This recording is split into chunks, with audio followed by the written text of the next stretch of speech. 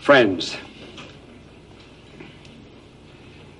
this show is completely unrehearsed.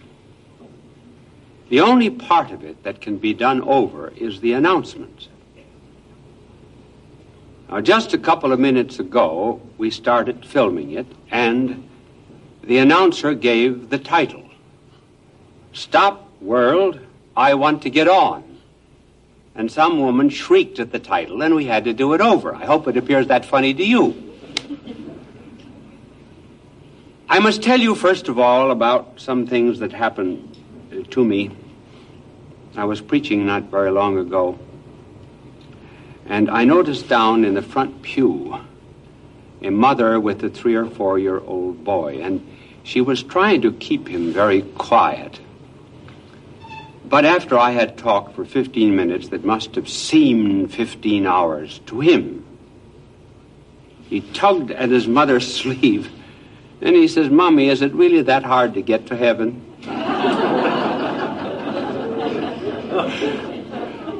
And another little boy, when he went to confession, he had in the back of his mind the commandments.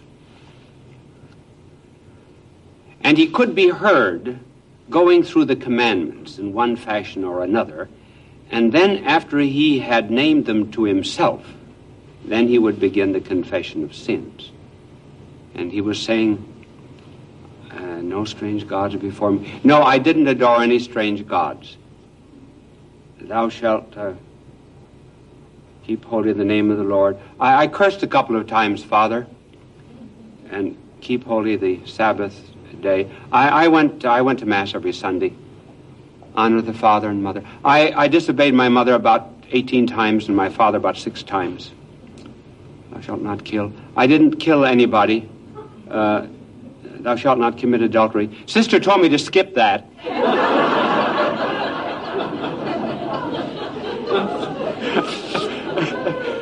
I remember going into one classroom and saying to a little boy, "Tell me what you have to do to get forgiveness of sins." He said, "You have to sin first." Well, you heard the title. The title was actually inspired by a show that was here on Broadway a few years ago. Stop, world, I want to get off.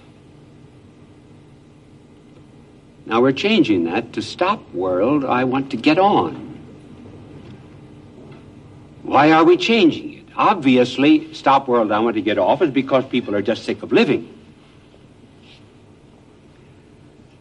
Our point is that perhaps never before were men so concerned with the world as they are at the present time.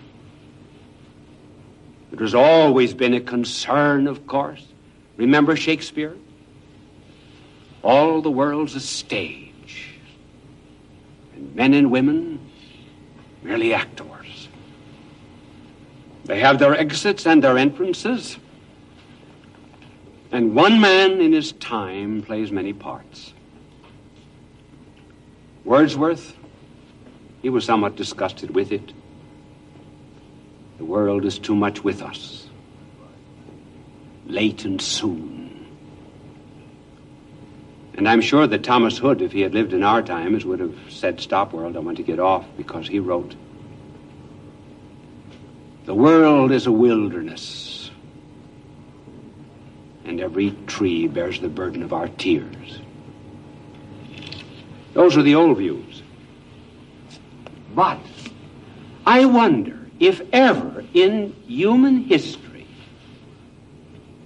the world, I do not mean the spirit of the world, just the world itself and all that that word can mean, was ever so much the concern of hearts as at the present time. Just let me give you some examples of how the world has been discovered, why it is a concern.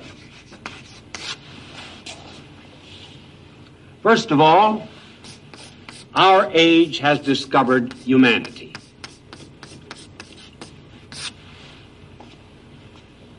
Humanity. The world is one. We're all born of one blood. We're very much concerned about the gap that exists between the rich nations and the poor nations. It burdens our consciences that by the year 2000, according to the UN, it will be necessary for Asia to have 4 times the amount of food it has at the present time. Latin America will have to have 4 times the amount of food as now, and Africa 3 times. So humanity concerns us. Then we have another interest in the world. We have the interest of science, technology. Our knowledge has probably increased more in the last 100 years than it did in, well, all previous history. It almost seems as if to our generation has been given the capacity to unlock all of the secrets of nature. Remember the poet who said, "I drew the bolt of nature's secrecies." One can imagine all the secrets of nature pouring out. So that we live in not just in a world of gadgetry, we live in this beautiful world of technology. And finally, the world has become our concern through what might be called world involvement. In other words, there is a fondness today for doing social work, helping the minorities, bettering the inner city, helping those that are socially disinherited. Young men and women are dedicated today, as they never have been, to all of these social causes. They want to be, as they say, involved in the world. I remember during the council, I was waiting one day for the bus that took us to the council, and I saw a street cleaner in front of the hotel where I was staying, and I went up to him and I said, "How long will you work today?" He said, 12 hours. "What time did you get up?" He said, 4 o'clock this morning. And I said, "What is your duty?" He says, "Nothing but just sweeping the gutters." About a mile of gutters here in Rome. "How much do you earn?" He told me it was really a trivial wage. I said, "Tell me your philosophy of life." And he said, "You're going to the council, aren't you?" "Yes." "You're going to make important decisions for the church and the world." "Yes." He said, "But if I clean my gutters with a greater dedication than you do that work, the Lord is far more pleased with me." That's right. He saw that we have work in the world, and it can be a dedicated and divine and holy work. Now, this is the good side. There's a kind of a bad side to this, too. I'm going to mention it for just a few minutes, and then I'm going to get back again to the good side. This concern with the world is called secularism.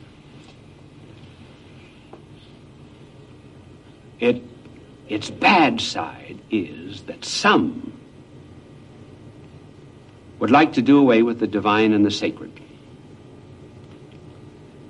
We've had a series of thinkers in our day that believe that in order to uphold the world, one has to destroy the divine. That's one of the reasons, incidentally, for the God is dead movement. These poor thinkers believe that in order to make room for the world, you got to get rid of God.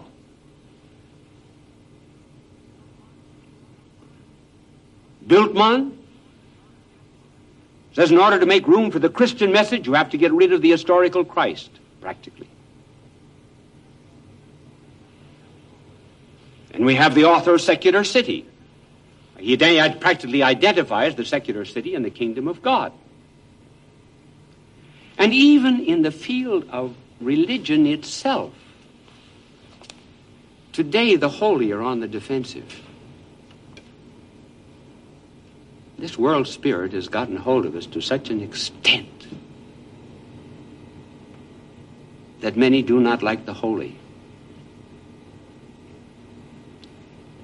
I may tell you that it's gotten so bad that when any of you people see us priests on our knees, you ask us if we lost our contact lenses. Well, that's enough of that. So now let's get back to the good side of the world.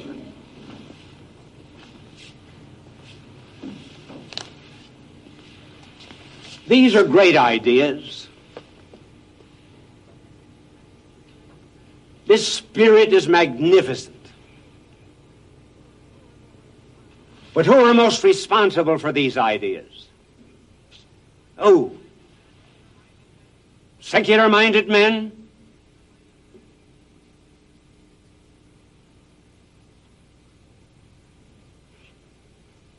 I will not give you the three names at once. First one was John the 23rd. Who did more for our love of humanity today than this man? Who? Auguste Comte, with his supposed love of humanity, never wrote a line comparable to John's love of the poor. He opened the council, brought the world into it.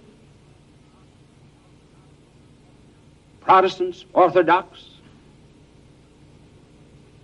Buddhists, Hindus, communists, everyone was welcome. As one poor workman said about the Vatican one day, he's not interested in politics at all, except inasmuch as politics is related to us poor people. That's right. He was the one who made the world conscious of the love of humanity, even when, for example, we used our science to send an astronaut around the earth. Because I remember when that happened, John the 23rd quoted the book of Genesis and said, God said, rule over the earth and subject it. He saw this young American astronaut as indicating the great scientific progress of mankind. No wonder his last words were, Lord, that they may be one. And then that human side of John, great big fat man he could reach out those great arms of his almost like the fleshy columns of Bernini to bring all mankind within his grasp. One day he went into a prison, visited the prisoners, and as he passed one cell, he said, who's in there? The warden says, that's the death cell. That man in there killed his wife. John spoke to him from outside the bars. He wouldn't answer, Pope John. So Pope John said to the warden, let me in. The man faced the wall, would not turn around. John said to him, young man. Oh, yes, he said, what is he in here for? And the warden said, he killed his wife. John said, young man, I've never been married. But do you know that if I were married, I might have killed my wife, too? With that, the prisoner turned around and embraced John. This is the humanity that he taught us to love. Now let's go to science and the world of technology.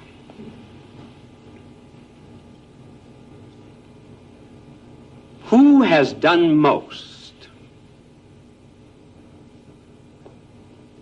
to elevate the dignity of science, to give it a new view of things, and almost to write a scientific genesis. Who? Teilhard de Chardin.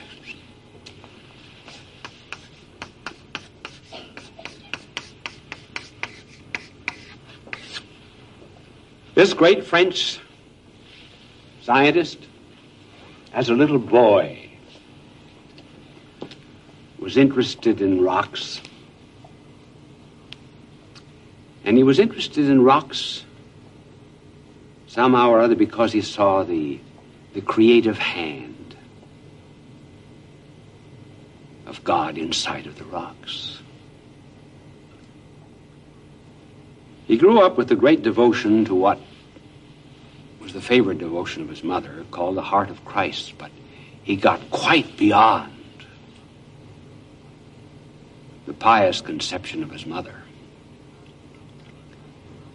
As he traveled around the world many times, excavated, dug, came up with prehistoric men,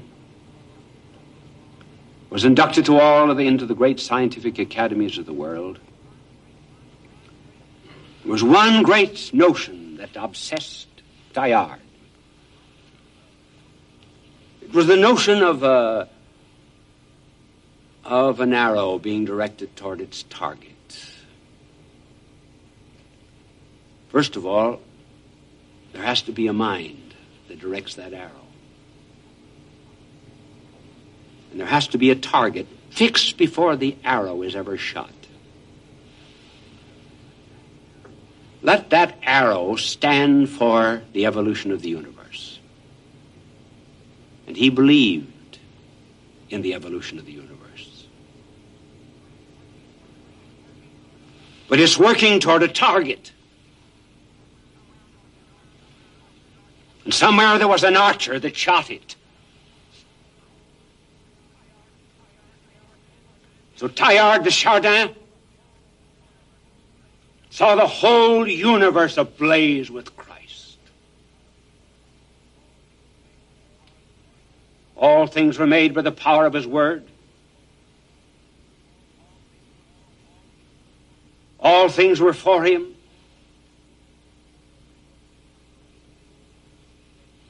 And so deeply did this embed itself in the scientific concept of the universe that one day in the Gobi Desert, he could not read Mass. And he wrote this prayer. Since I, your priest, O Lord, have this day neither bread, nor wine, nor altar, I am going to spread my hands over the entire universe and take its immensity as the matter of my sacrifice. Is not the infinite circle of things the ultimate host that will be transformed? Is not the seething crucible wherein mingle and boil up all the operations of living and cosmic substances the chalice of pain that you desire us to sanctify? So let there be repeated again today and tomorrow and forever, until the transformation shall have been exhaustively effected in the divine words, this is my body. I wish I had other texts. Time, but I have only 4 minutes. To develop the thought of Teilhard, I might someday give his whole theology of science. But here was a man who brought science into the forefront of modern thinking for all men who love the world, because to him this cosmos was sacred. And just as John saw Christ in all humanity, here was a man who saw Christ also in everything that was scientific and cosmic. And finally, who gave us world involvement? A Lutheran minister, Dietrich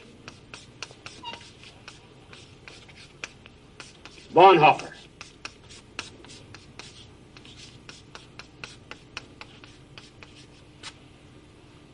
Dietrich Bonhoeffer. A brilliant young man who said, I would hate to live to be 40, and he never did. Was invited here to America to give lectures. He said, this is not my place. With the Nazi persecution going on, I must go back again to Germany. He resisted the Nazis and was put in prison. And just as John saw Christ in all humanity, Teilhard de Chardin saw Christ in the cosmos, so Dietrich de Bonhoeffer saw him involved in everything that was worldly, in every kind of social service, in law, in medicine, in everything. He said, mentioned a couple of words that have been taken up by people who live by quotations. He spoke of a religionless religion, which unthinking people translate into a philosophy of life. By religionless religion, he simply meant that it shouldn't be too churchy. In other words, that the church should become involved.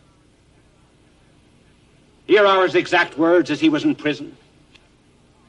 Just as in Christ the reality of God entered the reality of the world. That was the incarnation. So too that which is Christian is to be found in the world, the holy in the profane. So I would not speak of God on the borders of life, but at its center, in its life, in its prosperity. God is the beyond in the midst of life. And Christians must participate in the sufferings of Christ in this worldly life. And so he said that you never can look at the world without God, and you never can look at God without the world. This was his notion. And he died for it. And on April the 9th, 1945, the Nazis came. Do I have 20 seconds or a minute and 20? The Nazis came to him and told him that he was to be hanged. The Nazi doctor saw him in his prison cell in prayer. He spent 45 minutes every morning in meditation, 45 minutes every night. He was led to the gallows. The gallows swung 6 o'clock on that April 9th morning, 1945. And the doctor who attended him said, in all of my 40 years of medicine, I have never seen a man so calm, so resigned, and so submissive to the world of God, to the will of God. This was Bonhoeffer, the real Bonhoeffer. And so the world is a great and a good place to live in. But who made it? God is dead men? No, to make room for the world. These are the men who made the world. And the world is worth living in, and the world is worth saving. If I could sing for you after that telecast, I would sing, it's a great, big, wide, wonderful world we live in. Bye now, and God love you.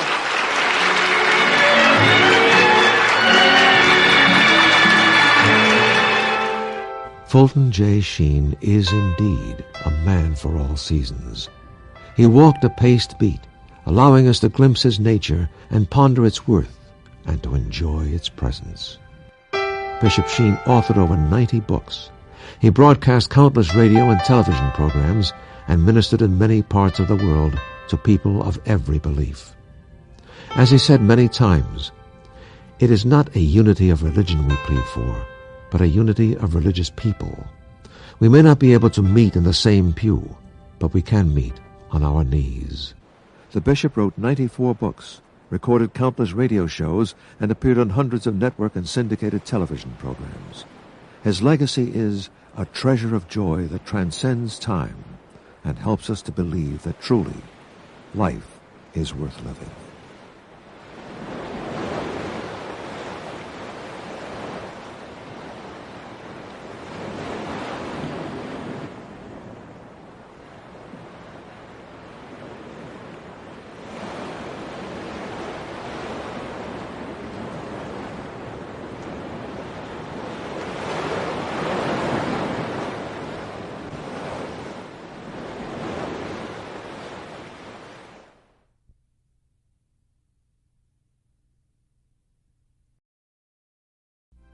The vast white beauty of the season of winter reaches gracefully toward the sleeping mountains, and there, in the beauty of its flowing crystal sculptures, we miss seeing the simple presence of color.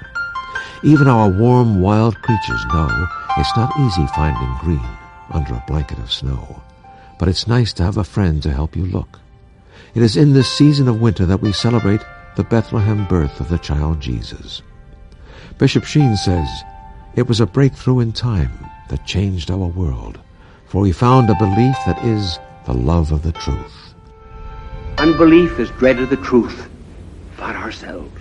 That's unbelief. Faith is a willingness to face the truth about ourselves. And when we do, well, once that original dread is overcome and we admit the breakthrough, then we're changed. And then our mind is illumined, our will is strengthened, we have a great joy and happiness.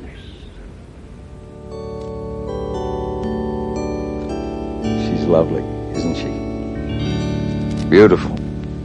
Hi there. I'm Cameron Mitchell, and I want to wish happy holidays to all of you. Christmas is our time of love and goodwill, a moment in the portrait of history when a bright silver star high in the night sky gave off a close and holy light, and the world in solemn stillness lay to hear the angels sing. Christmas is also a time of giving, and we've wrapped up a special present just for you, filled with hugs, kisses, joy, hope, and sunshine. It's a Christmas gift of love from a friend of yours, Fulton J. Sheen. He calls it Superman and Christmas, a unique comparison of fantasy and truth, a breakthrough in history, blessed by the birth of a child of grace, peace, and love. Friends, a mother told her little boy to go into the parlor and turn on television. He was distracting the mother. And he turned the dial, and he caught a picture of me on television. He ran out, said to his mother, "Ma, Superman." Well, here is Superman in a new costume with even a new title tonight, Superman and Christmas. What has Superman got to do with Christmas?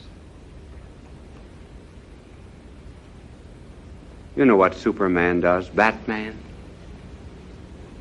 And then these men, we have mother planets. Isn't it interesting how many of those we have in our world today who, first of all, seem to come from somewhere else, just as Superman does. And quickly he changes his costume. He goes into a telephone booth or a closet, just as an ordinary mortal, and he puts on the form and the habit of Superman. And then once he's broke through with this great power of his, then he begins to do wonders. He relieves us in our afflictions, helps damsels in distress, defends those who have been persecuted, lover of the poor and the socially disinherited. And this intensely pleases the American people. Why is it that programs of this kind are so popular? I think there's a subconscious reason, almost an unconscious one. First of all, we know that the help that we need is not just among us ordinary mortals and the affairs of daily life. If we are to have the inner strength that we need, it has to come from outside. We've never expressed this, perhaps in so many words, but we know the need of it. And Superman, Batman, and men from other worlds,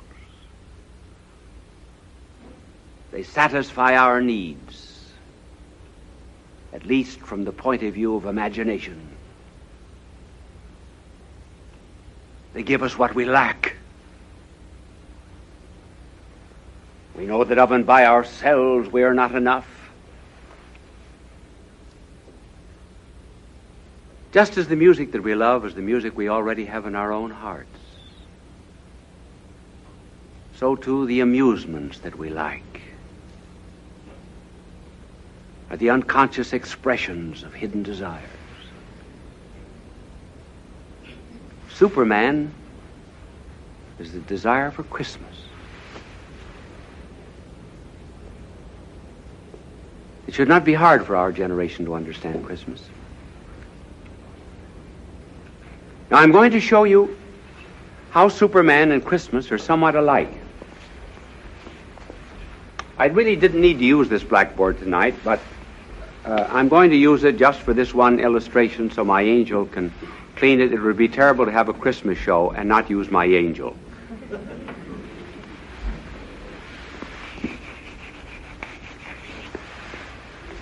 The Superman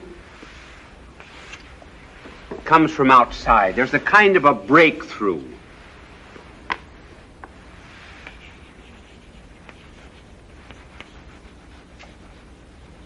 Is that clear? Oh, yes, it gets clearer, doesn't it? As you're right. This is unusual chalk. Invisible chalk. First, there's a breakthrough. And then, because he helps others, there is a kind of a renovation, a strengthening, an aiding. Now, Christmas is just this. First, there is a breakthrough. And instead of someone going into a closet and taking on the form and the substance of a Superman, the breakthrough this time is the God coming down to earth, breaking through time, splitting it so much so that from that time on to this, it's BC and AD.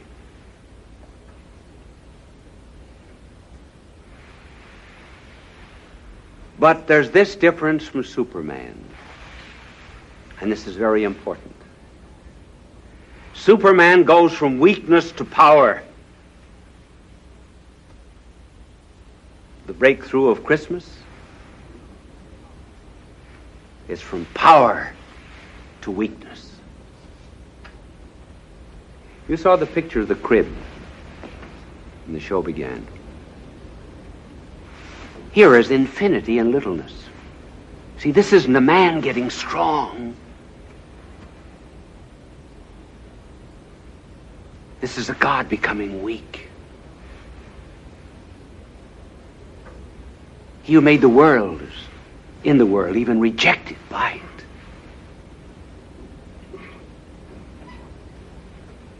He who made the nest is nestled therein. The tiny little hands that are not quite long enough to reach the huge heads of the cattle are the hands that hold the reins, that steer the sun and moon and stars in their courses.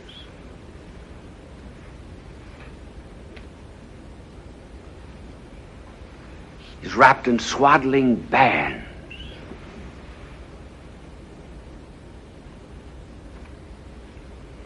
Divinity, enclosed, wrapped, confined, cabin, cribbed, helpless as a babe. What a difference between Superman and this breakthrough. Not a manifestation of power to please the pride of man, but humility, to humble man's pride. This idea of a God becoming a man that you saw there in the crib is something that's very hard for us to realize. Just suppose you love dogs, and you were sorrowful for the way dogs were treated by some masters or neglected. And you had the power to dispossess yourself of your body. But you could do with your soul what you wanted. And you took that soul of yours and you put it into the body of a dog.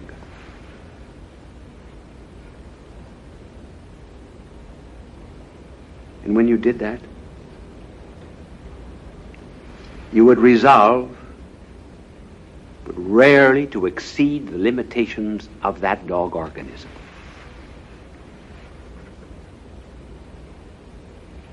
What a humiliation that would be. You know that you had a mind that could write poetry and that could study science and absorb literature and understand Dante and Aquinas, and yet here you were in the body of a dog. And then there would be another humiliation. And that other humiliation would be, because you went into the organism of a dog, you would have to associate with other dogs,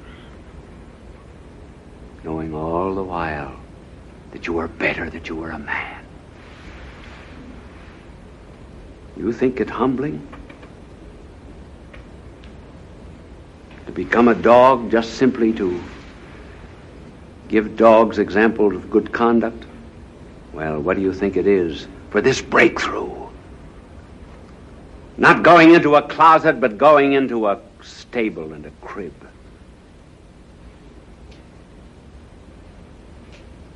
Being bound with swaddling bands.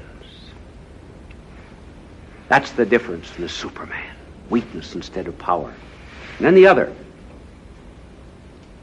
difference is that Superman, when he comes to this earth of ours to do his wonders, only touches the environment. He touches what is outside of man. In other words, I've never seen chalk like that before. Angel, where did you get it? You've got to wait for an effect. It's like telling a funny story. It just doesn't happen all at once. All the Superman does is to change circumstances on the outside. But he does not touch man on the inside. That's the difference. And when God becomes man, when we have Christmas, he leaves circumstances very much the way they are. He leaves Roman soldiers parading through the streets. The same problems. Pain and suffering and hunger and so forth. But he begins reforming the hearts of men. And once they are reformed, then if they live according to his way, then they'll do away with these boring things of indigence and suffering. So the God-man works in the heart of a man. It's very much as if, now I wonder if my angel will use an invisible eraser. Now, this internal operation of God when he comes to this earth may be likened to a plague. Suppose that there was something in the world today like the Black Death during the Middle Ages. Remember, that wiped out 1/3 of the population of Europe? And suppose the great scientist found a remedy for that plague. And he made the remedy available to the whole human race. There would be some who would come to be relieved. Others might not. Now, that's just exactly what happened when God came to this earth. We're all willing to have our circumstances changed. We like to have more money. Maybe live in a different house. But do we want our thinking changed? We want our loves changed? And the God-man who came to this earth came for the remedy for moral and spiritual plagues. Came to make us happy on the inside. Not everyone wants it. He came into his own, and his own received him not. Now this is Christmas in terms of the Superman. Now let me reduce it to a concrete case.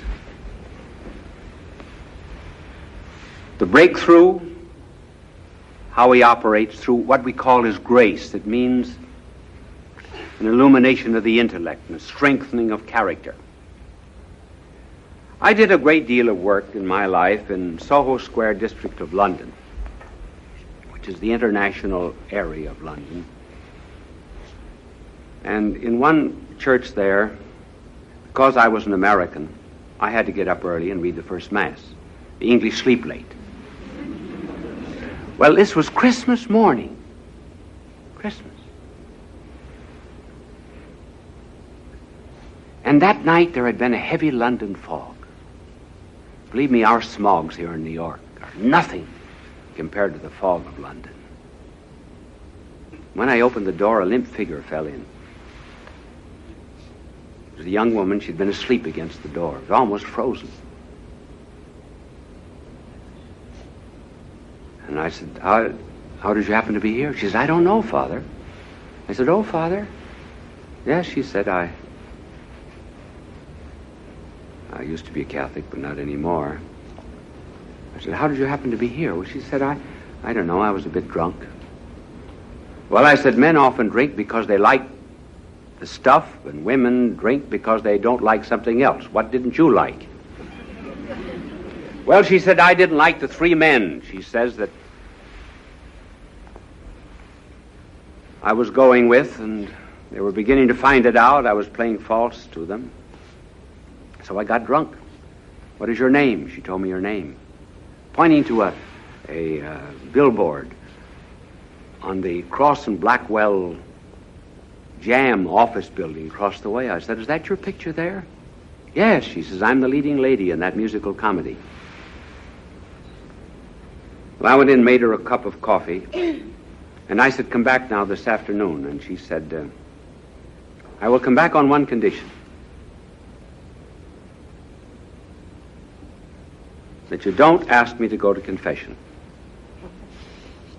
I said, all right. She said, I want you to promise me faithfully that you will not ask me to go to confession. I said, I promise you faithfully not to ask you to go to confession. So she came back that afternoon before matinee, and I said, we have a Rembrandt and a Van Dyck in this church. Would you like to see them? She said, yes. So as we walked down the side aisle, we passed the confessional box. I pushed her in.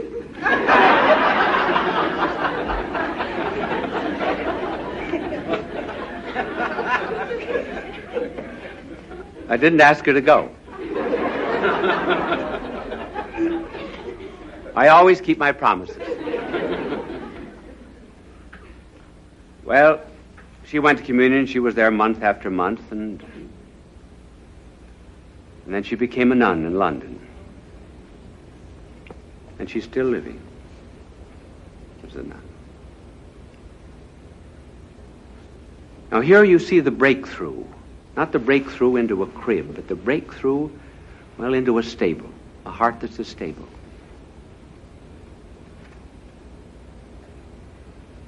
And then when the breakthrough happened, there was a change. A renovation of heart and character. So that she was no longer what she was before. It was not the outside that was changed. It was the inside. Now, that's what Christmas is. Christmas is not just something that has happened, it's something that is happening.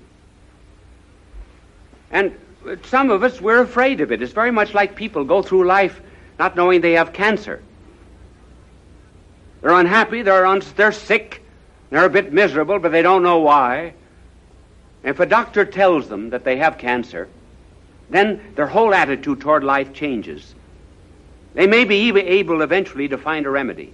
So people stay away from this babe of Christmas. They stay away from Christ. They're a bit afraid. Unbelief is dread of the truth about ourselves. That's unbelief. Faith is a willingness to face the truth about ourselves. And when we do, well, once that original dread is overcome and we admit the breakthrough, then we're changed. And then our mind is illumined, our will is strengthened, we have a great joy and happiness. So I say, therefore, it's hard for some people to accept Christmas. But I'm going to give you a tip, because I'm talking to everybody. I always do on television. If you do not want to start there, in that stable, with a full recognition of that breakthrough, I will tell you where to start.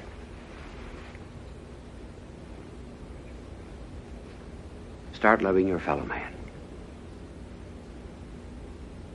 Start loving your neighbor. And begin to love him, not just because of what he can do for you, or because of any pleasure anyone gives you,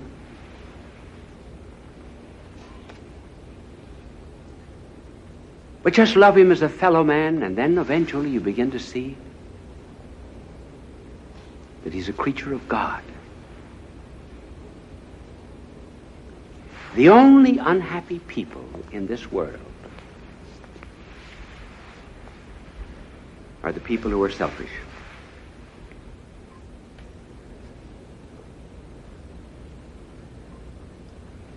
And I have known in this world some people who just loved humanity. Won't you begin to love really and truly? Please do that for me, and you will eventually come to know the true meaning of Christmas. Then you'll have a Merry Christmas.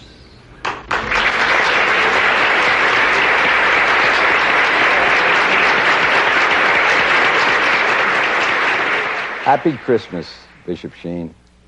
Happy Christmas. In your presence, there is a benediction and a grace.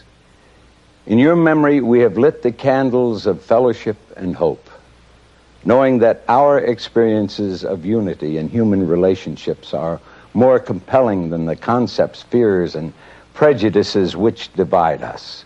These tiny flames must burn in our hearts all year long. Happy Christmas, Bishop Sheen.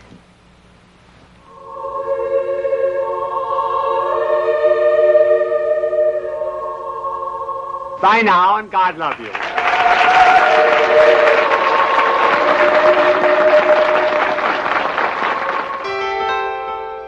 Fulton J. Sheen is indeed a man for all seasons.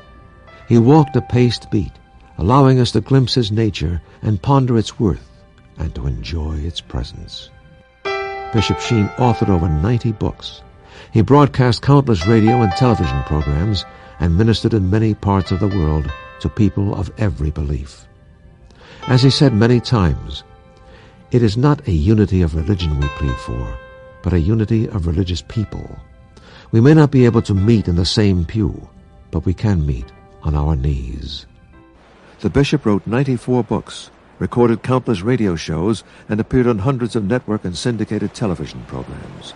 His legacy is a treasure of joy that transcends time and helps us to believe that truly life is worth living.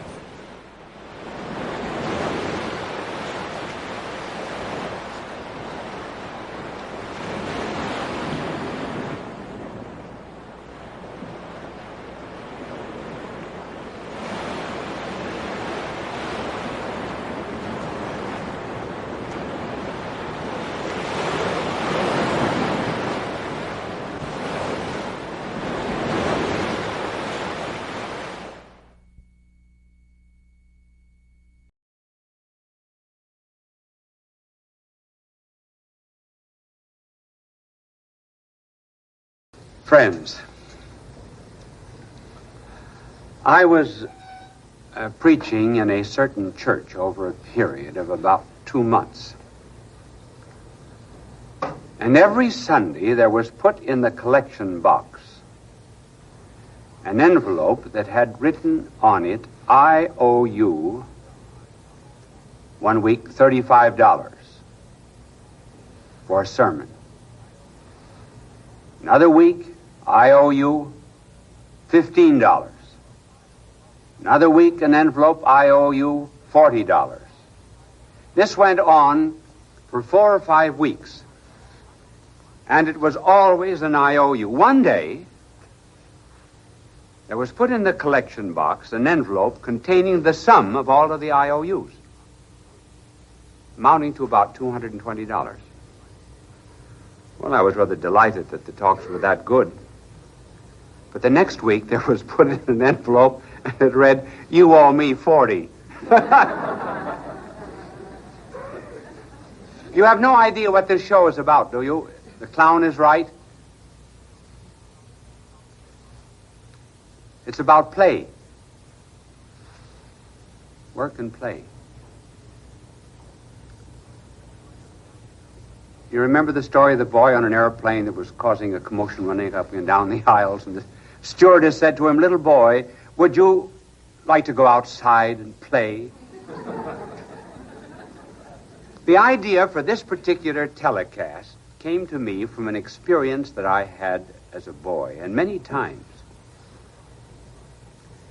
There was a vacant lot near where I lived, and a number of us boys used to play baseball on that lot. And maybe 1 or 2 times a week, the game would be interrupted by my mother calling me. And she would say, I want you to go to the grocery store and buy this and this and this. And I would always say, well, Mother, listen, why can't you wait until the game is over? She said, what difference does it make whether you're running to a grocery store or running around the bases? You know, I never could think of an answer. But later on, when I went to school, I found an answer. She probably knows the answer already because, please God, she's in heaven. But, oh no, I won't tell you where I found the answer. Later on, I may tell you. But I did find the answer. And the answer was in the philosopher Thomas Aquinas. For those of you who are studying philosophy, you will know what this reference is. And you can look it up yourself. I'm not going to explain it. That's the reference in Aquinas. On play. What was the answer that he gave? The answer that Aquinas gave actually was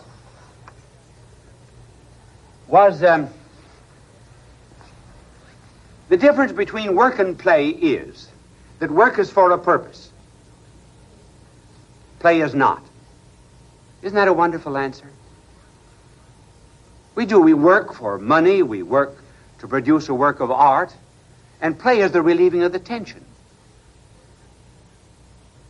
For example, there's a legend about St. John the Evangelist that he scandalized someone one day because he was seen playing with some of his disciples.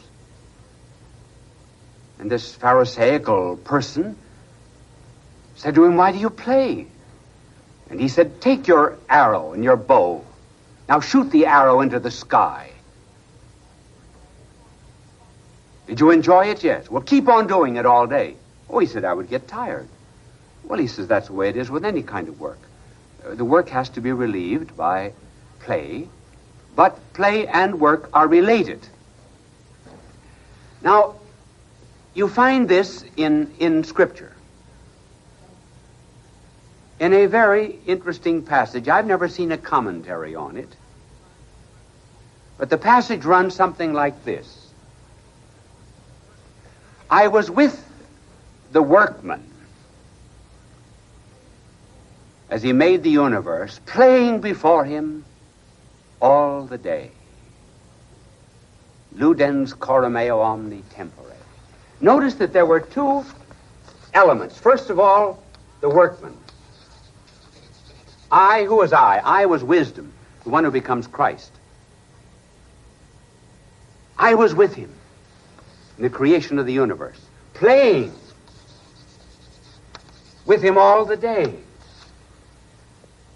Can the creation be play? We can understand how it can be work.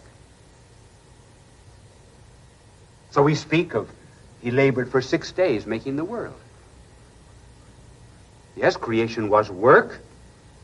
It was something serious. There had to be tumbles, planets and universes and stars tumbling, as it were, from the fingertips of God. The blowing and the infusing of the law of gravitation into the material universe, so that all material things were drawn to the center of the earth. And then the other law in our own hearts drawing us up above. All of this was work. But where did the play come in creation? We know that he rested the seventh day, but here there's play. Playing before him. Why play? Because the playing or the making of the universe was not necessary. God was under no compulsion to tell the secrets of his being to nothingness. Love is always free.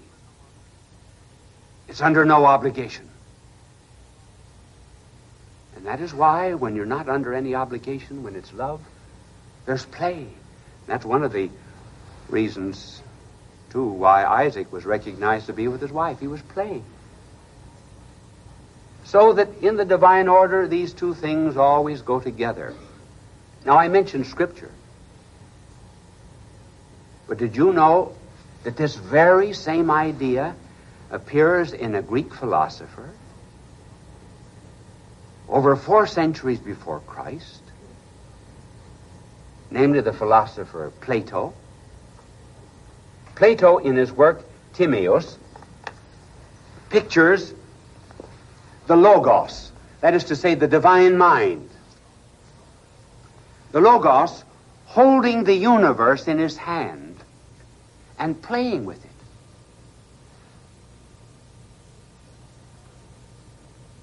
That's where the representations of the Middle Ages came from.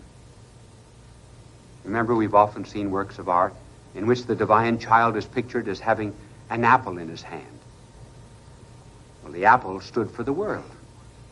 And here is the creator, the workman, playing with his world. As a poet has put it, swinging the world, a trinket at his wrist. One finds this idea in Cicero, the great orator. Cicero said, whenever you're giving a serious discourse, every now and then introduce play. Something light. Let it distract, but never completely disturb the gravity of the discourse. There was an American poet, Father Tabb, who, picking up this idea of Plato, of Logos holding the universe in his hand and playing with it, and saying that the Logos, God, lost the little ball of earth and he came down to earth to find it again. Now, this idea, too, one finds also in Shakespeare. Shakespeare, in his, I think it's The Taming of the Shrew, says, haven't we any play to distract us from this terrible hour? The two, therefore, go together. Now, when they go together, we got a perfect picture of life. I haven't mentioned anything about the clown yet, have I? Don't worry, we got 14 minutes by the clock. We'll get to the clown. I'm saving that for the end. That's the light moment, you see, that Cicero said you introduce into a discourse. So that life really is made up of these two elements. It's made up of the tragic, and it's made up of the comic.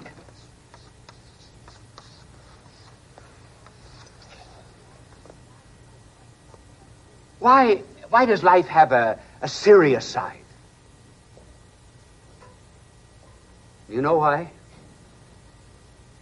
It's because we have freedom. And freedom implies responsibility. And believe me, responsibility, which is the liberty to open certain doors and close others, produces the tragedy of life.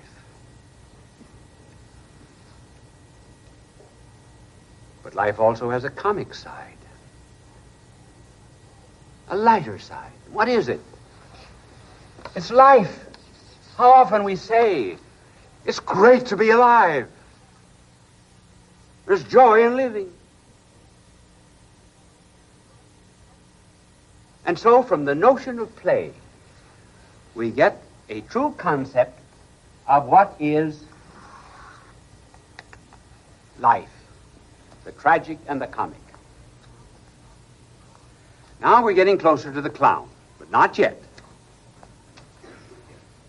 Who best describes this combination of life, the tragic and the comic? Whom would you say? The comedians? Well, half and half. Most comedians either take the tragic or the comic. Now let us see how some great comedians of our times take this double aspect of life, of work and play, the tragic and the serious. Who would you say was a comedian who very well exemplified the tragic side of life? Jack Benny. Why? Jack Benny's always the victim. Everybody makes fun of him. He's the butt of every joke. He doesn't know what to answer, so it's looking out into empty space. He presents a picture of himself as being tight, which indeed he isn't. But that's the comedy side of the tragic life. And so he reveals this one side of life, namely that of being a victim. I saw him on one night with Billy Graham. And he was the victim of all of Billy Graham's jokes. Now, it could have been the other way, you know. But no, Jack Benny is the tragic character. Who's the comic?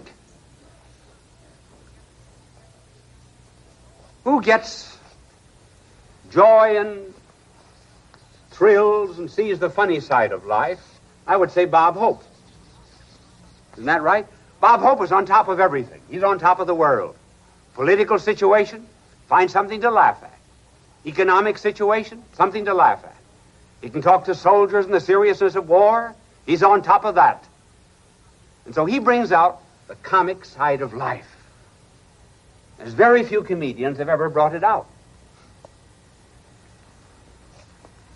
Now, who depicts both sides? Now you know the answer, don't you? I told you. The clown, that's right. The clown.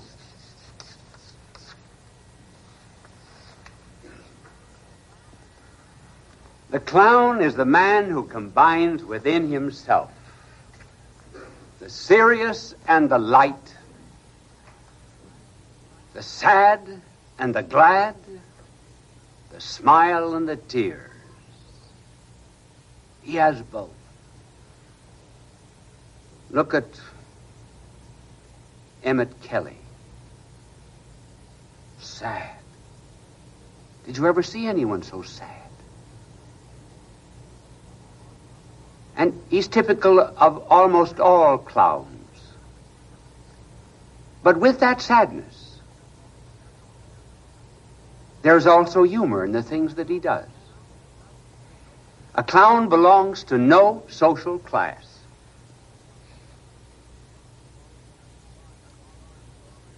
He doesn't belong, he belongs to the rich in a certain sense sometimes because he wears a top silk hat. But he belongs to the poor. Baggy trousers and old shoes, toes out through the front. No one group can claim him. He depicts all of the contradictions of human life.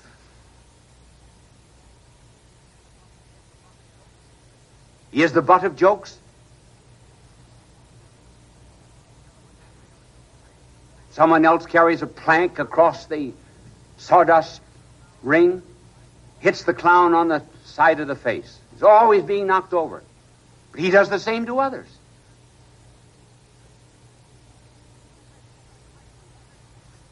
Why do we like the clown?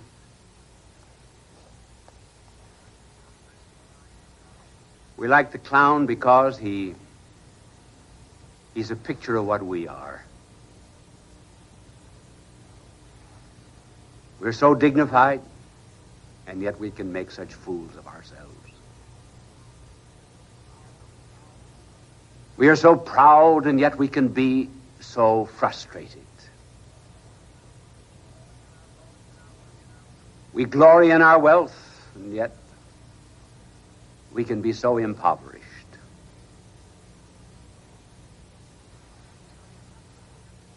Charlie Chaplin was the great clown for a time.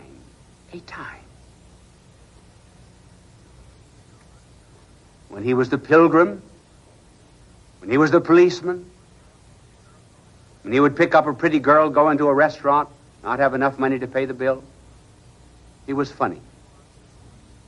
Here he was, Cain, he belonged to the gentleman class, baggy trousers, he didn't belong there. When did Chaplin lose his influence over an American and world audience? When he began to carry the red flag of revolution. When he got into modern times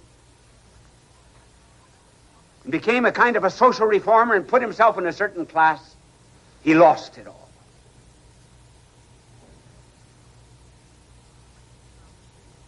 So what does the clown do? I think the clown is maybe something like the God appearing in green pastures.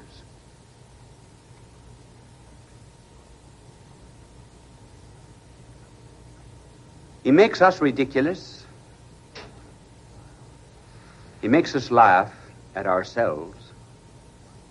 And there's only one time in Scripture where God is said to laugh.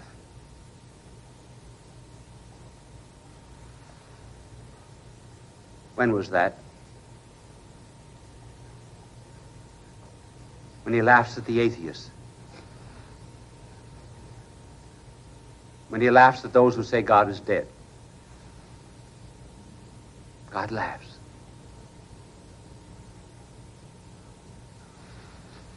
The clown is laughing at finite men who try to make themselves the infinite. He's laughing at the poor to make themselves rich. He's laughing at the rich who refuse to be poor. And God himself laughs in the same way. He laughs at man who's the carbon copy and calls himself the original. He laughs at man when he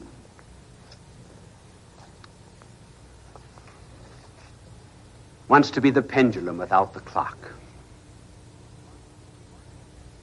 And so the one person in the world that is the great poor man's theologian is the clown.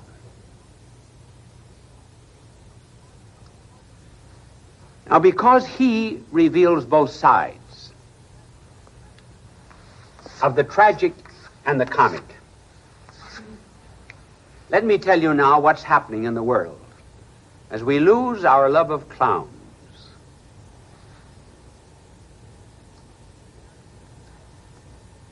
We have people today dividing themselves into two classes, something like the comics. But the comics are still comics, so they have a place in the world. But there are those who take the tragic side of life. Who are they?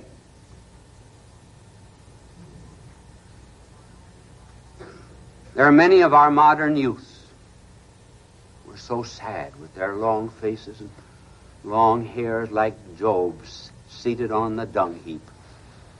Not much laughter. They carry a flower, but they don't smile with the flower. Flower gives perfume, so do they, but they don't laugh at it. And so out of them comes what? Poetry of death. Songs of death. Murder. Killing. Out of it comes this side of life, the existentialists.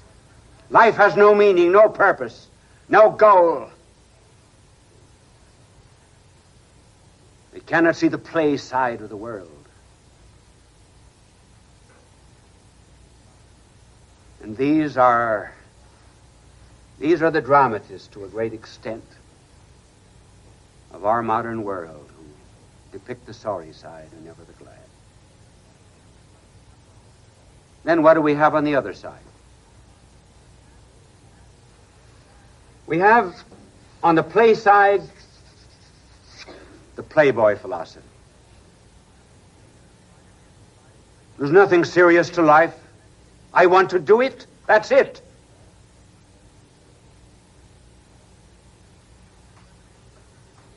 They will to do everything they please, and then they get tired of doing what they please. These are the hedonists, whose law is pleasure. These are the pessimists. And this is the story of those who cannot see life as a whole, who cannot see that it involves a few tears, but also laughs. And I wonder if the right philosophy was not given the day that the Logos, or truth incarnate, said, "What doth it profit a man if he gain the whole world and lose his soul?" Lose his soul. That is the serious side of life. That's the work side. Work while you have the light. The other side, what does it profit if you gain the world, lose your soul? The world, that's the comic side. That's the light side. We mustn't make the secular too serious. In other words, the clown is right.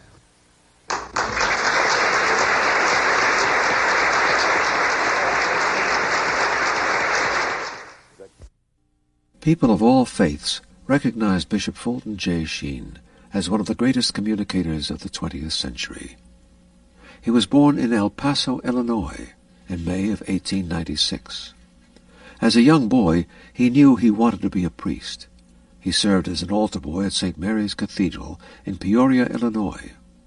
At St. Viator College, his education and debating skills taught him the skills he used throughout his life. His unique ability at being natural and at ease in front of any audience was noted early in his ministry. He was ordained in 1919 and went on to become one of the best-known and greatly loved priests in church history.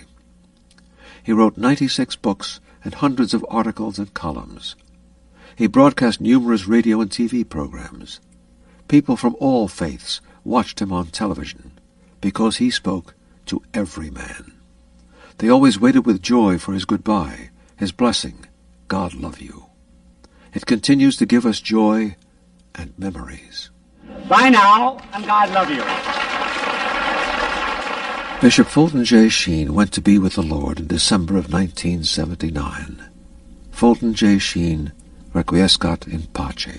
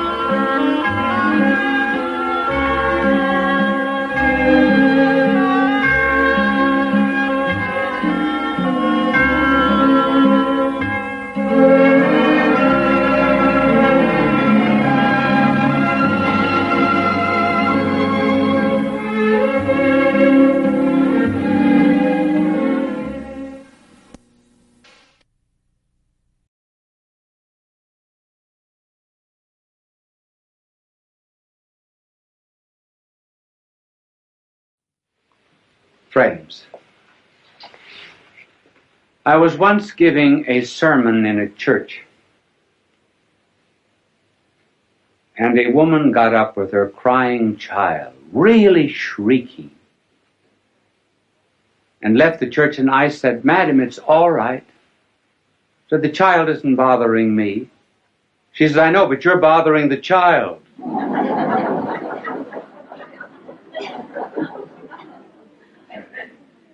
And I was giving a talk in Canada once on a Sunday, and I noticed that in the theater there were a number of people, men, taking up a collection. And when they finally came up to the front row, where I could see them very well, I leaned over and I said to one of them, I said, "What's the idea of taking up a collection during this lecture?" He said, "To get better speakers for next year."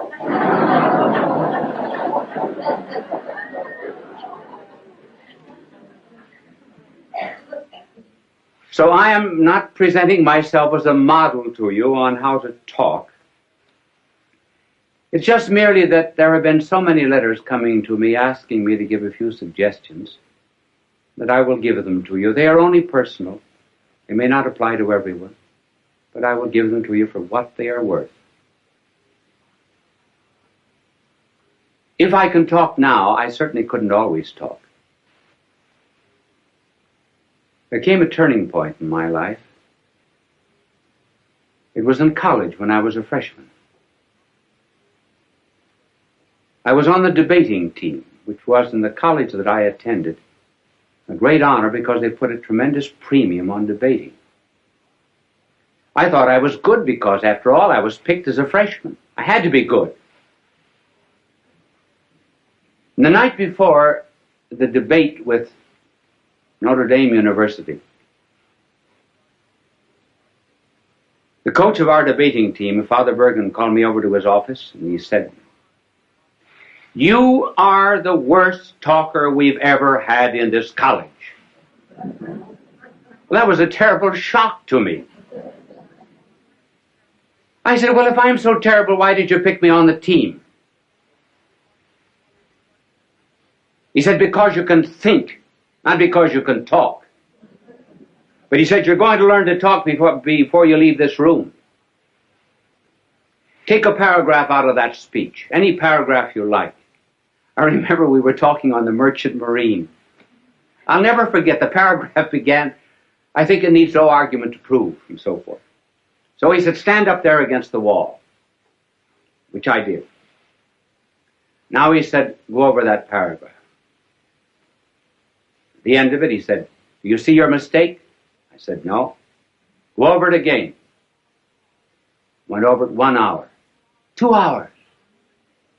2 hours and a half. I was dead. So was he. And every 2 or 3 minutes when I finished it, he would say, "Do you see your mistake?" I said, "No." But being naturally quick, after 2 hours and a half, I saw it. He said, "Do you see your mistake?" I said, "Yes, I think I do. I'm not natural. He said, "That's right. That's all." And he dismissed me. You notice how often speakers, as soon as they get up on a platform, or ministers or priests in the pulpit, everything changes, their voice changes, their attitudes, their poses. I think many prayers that we say we're not talking to God. We're talking to an audience, particularly prayers at banquets, and inaugurations and so forth. And we put on artificial poses. "Oh God, we ask thee to send down upon us thy benediction, thy blessing upon the sailors who are at sea, the merchants at their counting table, the lawyers at their bar." Well, that's not the way people talk. So, being natural and preparing a talk, what would be some suggestions? Now, the way I prepare a talk is not perhaps the way everyone would want to do it, but I can only give you my way. In order to prepare a talk, one must do a tremendous amount of reading. Each one of these telecasts of mine would represent between 20 and 40 hours of study. When I get through, what have I got? Nothing but a bits of yellow pages. I think I have one in my pocket. But before I show it to you, I will tell you what I do. I study, I do research, and I begin to understand the subject. Then, when it gets into my head, I begin to write out points. Generally just 3 or 4 points that I'm going to talk about. I will only write out the heading.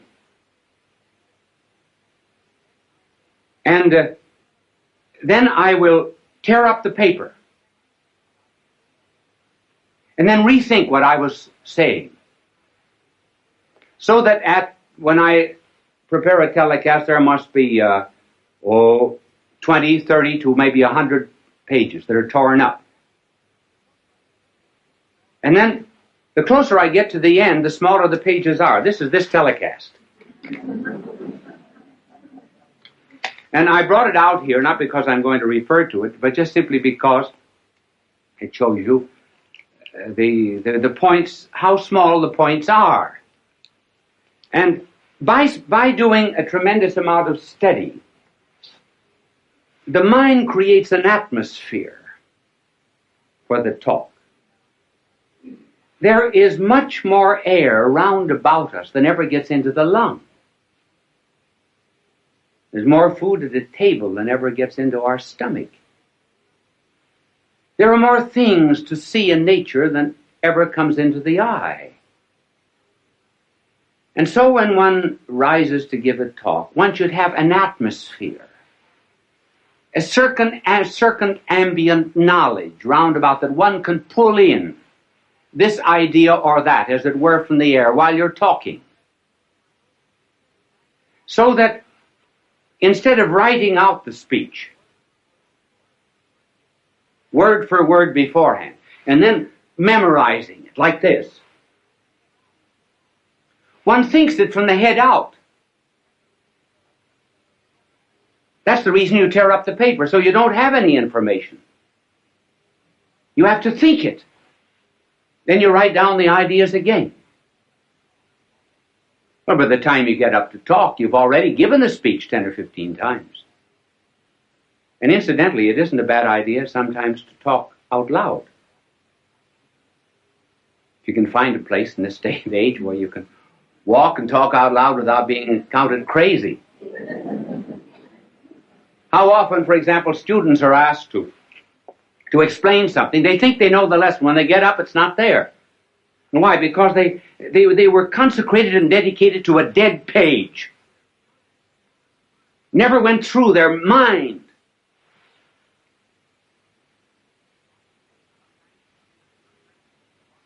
Sometimes teachers are just textbooks wired for sound. And studying is nothing but but what is in print passing from the mind of the book to the notebook of the teacher, or rather from the notebook of the teacher to the notebook of the student without passing through the mind of either. Now, this method of preparation is not, is hard. It's very much easier to write something out and then to learn it than to do it this way. Sometimes if you do not feel well when you're giving a telecast or a lecture, thoughts do not come. You cannot always recall exactly what you had in your mind. But at any rate, there's a spontaneity. That's what people like. Even the mistakes you make. Now, one of the reasons, for example, why people like to have me draw is because everybody in the audience can draw better than I can. They feel they're far superior, and rightly so. So if I make a mistake in talking, fine. That's good. They say, I could do it just as well as that. And they can. This method, while it's harder and is a wonderful preparation for absorbing knowledge, has difficulties. One difficulty is that there are some people who give speeches who must write them out. For example, the President of the United States has to have his speeches written because every word is important. Then, too, there are some things that are not worth learning.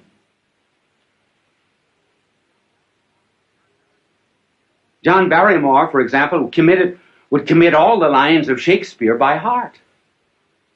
But when he played in comedies and cheap movies and so forth, he absolutely refused to learn anything. He wanted helps outside.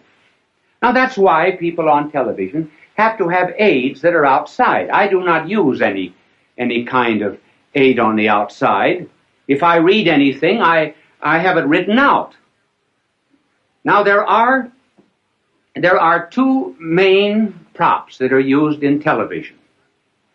And the first prop is what is called an idiot card. An idiot card is something that is written out so that you'll not forget it. Now just suppose I were teaching you mathematics. Now I would be reading off this idiot card. And I would say to this vast television audience, 2 plus 2 equals 4. 2 plus 1 equals 3. 3 plus 3 equals 6.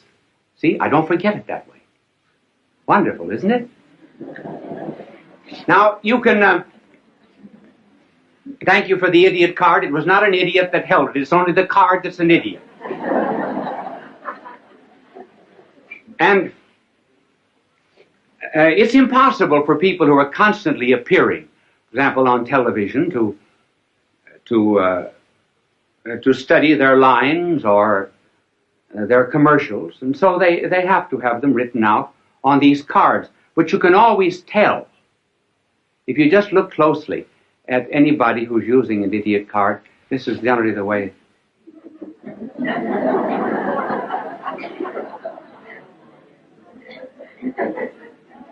So do not be hard on them. If I were saying something that was not worth committing to study, I certainly would use one too. Now there's another prop which is better, and that is what is called a teleprompter. And a teleprompter will have a whole speech on it. For example, when you hear people giving speeches on television, 999 out of 1,000 are using a teleprompter if they do not have the paper before them. Many of the commercials which you hear are written on teleprompters. And a teleprompter rolls. Now, I was watching a television show once where the teleprompter got caught. And that's kind of hard. Now, for example, if I were using a teleprompter and I didn't know my lines, now this is exactly what I would have written out. My name is Bishop Fulton J. Sheen. My address is 366 Fifth Avenue, New York. See, then I don't forget. Now, this is the teleprompter. These are some of the aids that are used in television, and television simply could not exist without them. And they are helpful, too, simply because one is apt to forget. Many times, you're standing before a television camera. Momentarily, I can't think of the next point. Well, I'll throw in a story or something till it comes back to me. You don't know it, but I do.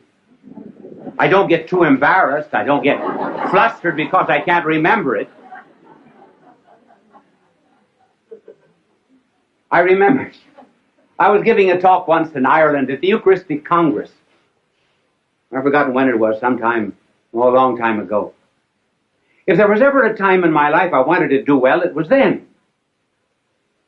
And I was reciting a poem that I know just as well as I know the Our Father. It was a poem written by an Irishman, Joseph Mary Plunkett. And the poem was, I see his blood upon the rose, and in the stars, the glory of his eyes. His body gleams amid eternal snows, his tears fall from the skies. I see his face in every flower. The thunder and the singing of the birds are but his voice. And carven by his power, rocks are his written words. And I forgot the next line. The reason I forgot was because I had said something before that the audience seemed to have taken politically. I didn't want it to have political significance. So while I was reciting this poem, I was giving myself an intellectual spanking. And I spanked myself so hard that when I got to the 9th line of this poem, I forgot. And I said to the audience, I forgot. Well, tremendous crowd there, tens of thousands of jaws dropped in disappointment. And when an Irish jaw drops, it collapses. So I had to get myself out of the difficulty. There came to me then a line of Patrick Henry. Not the one that you know. Patrick Henry also said something else. He said, when you're in difficulty in an oration, throw yourself into the middle of a sentence and trust to God Almighty to get you to the other end. And so I began. I didn't know what I was going to say, but I started. I said, I'm glad I forgot. So I didn't know how I was going to continue, so I started again. If I had ever wished to have forgotten anything, so I thought I'd give myself another jump on the springing board. If I had ever prayed to have forgotten anything, I should have prayed to have forgotten these lines of Joseph Mary Plunkett. I think there's beautiful symbolism in their forgetfulness. And that symbolism is that standing on the anvil of Ireland's soil, one should be able to hammer and forge out the sparks of his own poetry and not be dependent upon a magnanimous soul like Joseph Mary Plunkett.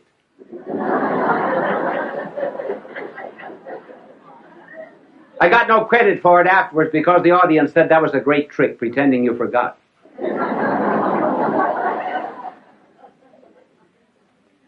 It is always well to be prepared for such unexpected moments when you do forget. And even better still, when you're at a banquet and called upon to give a talk.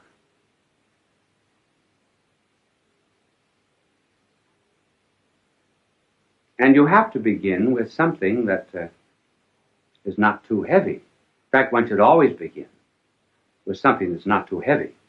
For example, you just simply cannot begin a speech by saying, ladies and gentlemen, accipitur frontalis, the convoluted convolutions, the metaphorical abicliarum pelviarum. That's a little too serious. You have to start with something that's common to the audience. Now, I think the best story of all for being called upon to talk without preparation and unexpectedly was the delightful story of G.K. Chesterton. He was called on and he said, He said, during the days of the persecution of the Christians, 2 Christians were out in the Colosseum. And some lions that had been released for 12 days, had been starved for 12 days, were released from their cages. They bounded out across the Flavian sands, were about to precipitate themselves upon the poor Christians. When the Christians reached out their arms, put them around the lion's neck, and began to say something in the lion's ear. Well, the emperor was furious. He came for blood, not comedy, because the lions went back again to their cages without touching the Christians. So the emperor, being furious, ordered other lions that had been starved for 4 weeks released. They bounded out after their prey, were about to precipitate themselves upon the Christians, and the Christians reached out their arms, put them around the lion's neck, whispered something in the lion's ear, and the lions left them and went back again to their cages. The emperor sent for the Christians. What are you doing to my starving lions? Nothing. Nothing but whispering something. But what do you whisper? The Christian said, we say, after this meal, you have to give a speech.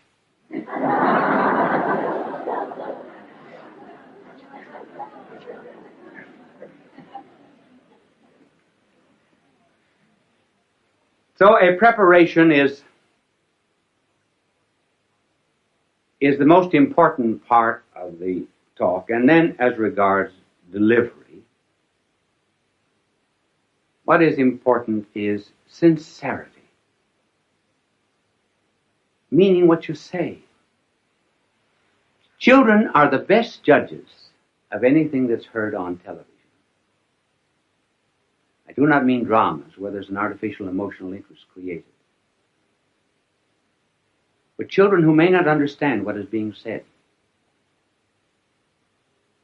They know whether the speaker is sincere or not. Incidentally, that's a good word, sincere.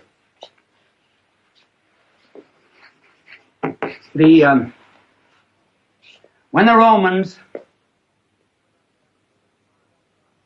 put up their many marble columns in their temples and their courts, they sometimes would find marble that had a flaw in it. So they would fill it up with wax and cover it. Wax in Latin is cera.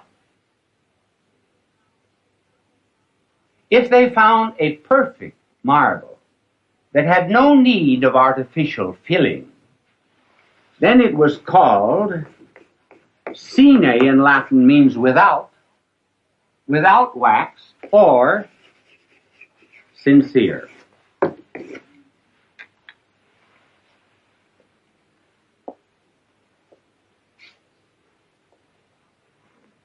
This is about the only suggestion that I would give for delivery. One just simply feels what's in his heart, that's all. Out of the abundance of the heart the mouth speaketh. And one must not be too long. It's always better to have an audience say, I wished he talked longer, than to have them say, he had 3 good chances to quit.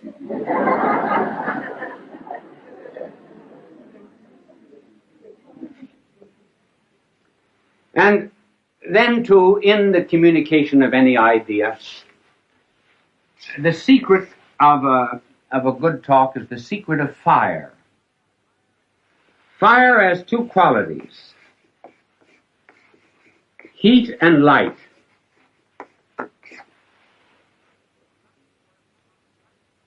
The light corresponds to the truth. The heat corresponds to the zeal, to the passion, to the fire.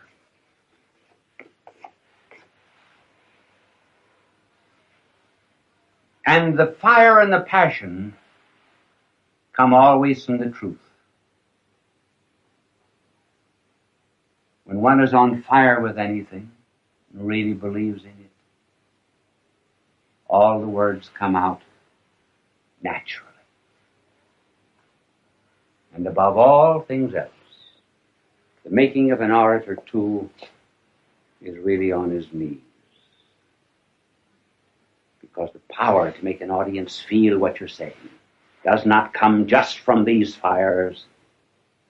It comes from fires that have been stolen from heaven and given to the speaker. This is influence. This is power. Fulton J. Sheen is indeed a man for all seasons. He walked a paced beat, allowing us to glimpse his nature and ponder its worth and to enjoy its presence. Bishop Sheen authored over 90 books. He broadcast countless radio and television programs and ministered in many parts of the world to people of every belief. As he said many times, it is not a unity of religion we plead for, but a unity of religious people. We may not be able to meet in the same pew, but we can meet on our knees. The bishop wrote 94 books, recorded countless radio shows, and appeared on hundreds of network and syndicated television programs. His legacy is a treasure of joy that transcends time and helps us to believe that truly life is worth living.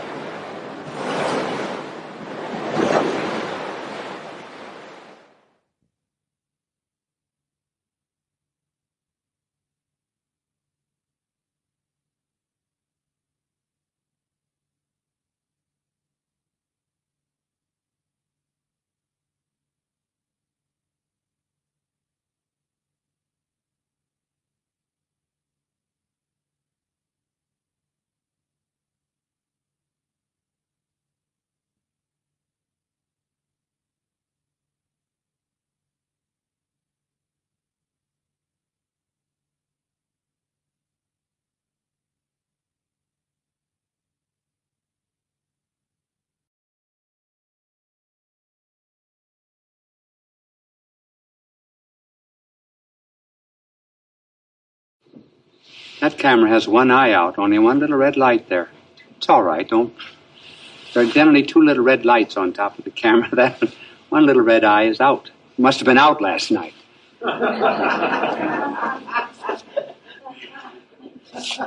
The subject of this telecast is patriotism. I will give you the meaning of the title in a moment. This is a story about patriotism in the year 2024. A woman was elected President of the United States. The reporters approached the husband and said, "How do you feel about the election?" He said, "I regret that I have only one wife to give to my country."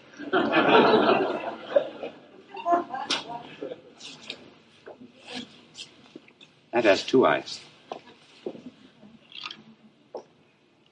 The title, Quo Vadis America. I am giving this title, writing it down, for the sake of only 3 of you and the entire audience in the United States. Only 3. For the 3 of you who do not know Latin. Quo Vadis America.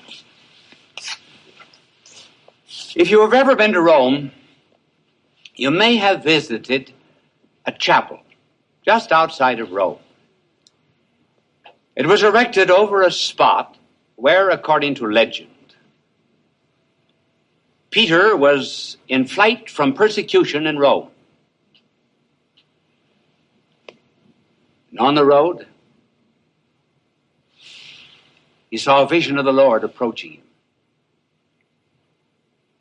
And Peter said to him, "Quo vadis, Domine?" "Where are you going, Lord?" And the Lord said, "I am going to Rome to be re-crucified."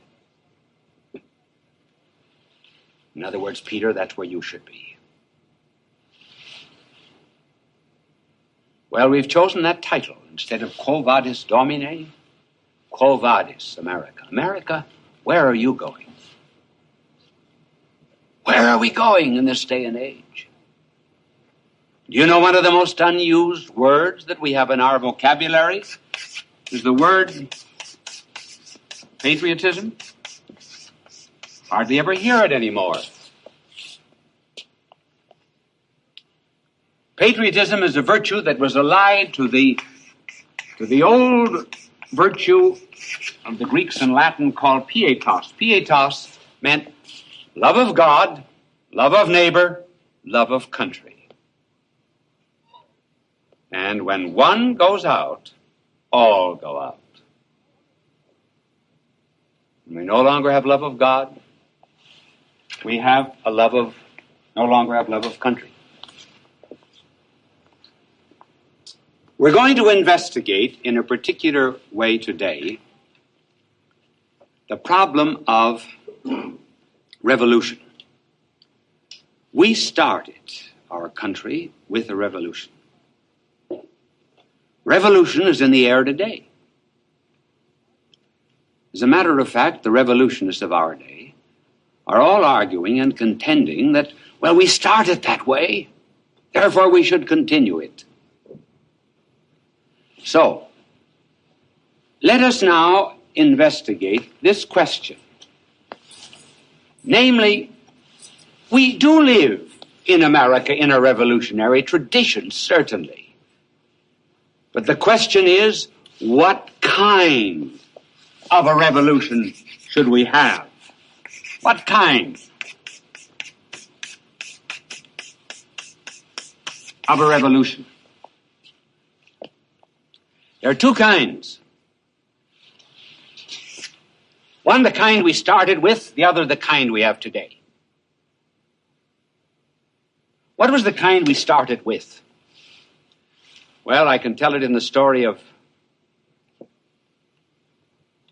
an old soldier who had fought at Concord. And someone said to him in his old days, "Why did you go to Concord on that April day? You suffered great oppression, didn't you?" And old Colonel Preston said, "No, I wasn't conscious of any great oppression from a foreign power." "Well, then, it's because you were against the Stamp Act." "Oh, I never saw any of the stamps. I think that General Bernard kept some of them in Castle William, but I never saw them.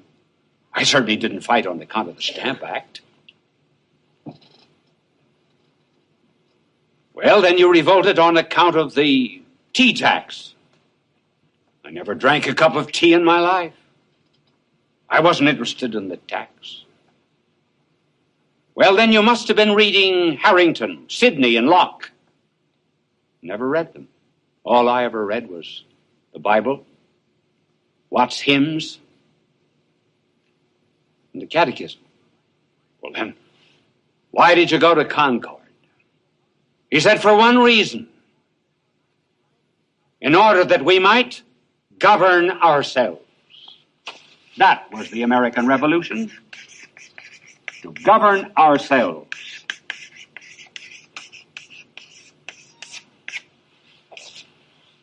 Now, what's the revolution of today? What's its nature?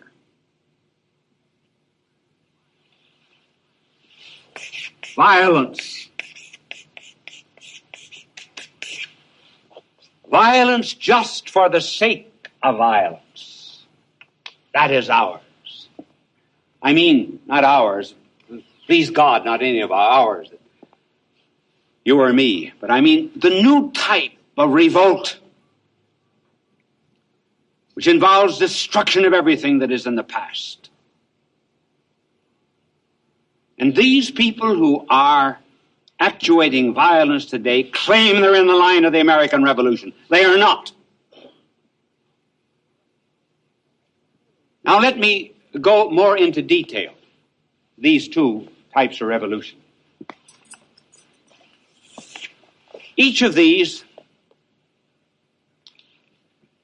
had a character at the head who symbolized the revolutions. The one who best expressed the principles of the American Revolution was Thomas Jefferson.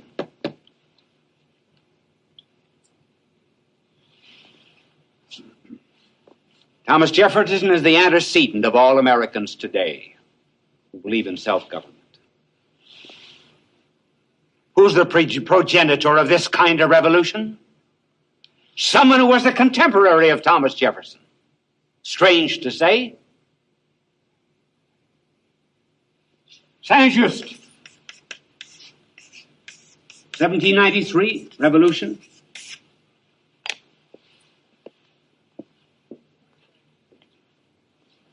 Saint-Just and all who were associated with him in that revolution. Now let me tell you the difference between the two. And here we'll have a review really in pietas and in patriotism. And I will first of all describe what Jefferson taught us, what we believe, what are the conditions of the preservation of our country. Then I will give you Saint-Just, who holds exactly the same thing that the violent revolutionists of today hold in our country. They may not know that they are adopting his principles, but they are. Thomas Jefferson probably knew Saint-Just. They were in Paris together. But in order to do our American Constitution, Thomas Jefferson had to repudiate all of the principles of Saint-Just, whether he knew Saint-Just or not.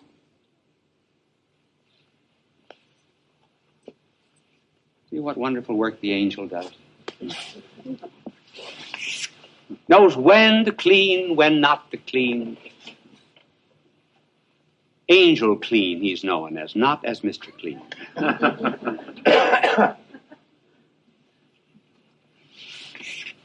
Let's review the principles upon which our democracy was founded. Then let's review Saint-Just. Thomas Jefferson founded our democracy upon two principles. One, the dignity of man. Secondly, I will just simplify it, all rights and liberties come to us from God. I will explain these, and then we will go to Saint-Just. Without telling a word to my angel, he'll know very well that he shouldn't clean the board at this point. Thomas Jefferson. First, he believed that the government must be founded upon the respect for the individual. So he investigated what are the source of our rights and liberties. Where do they come from?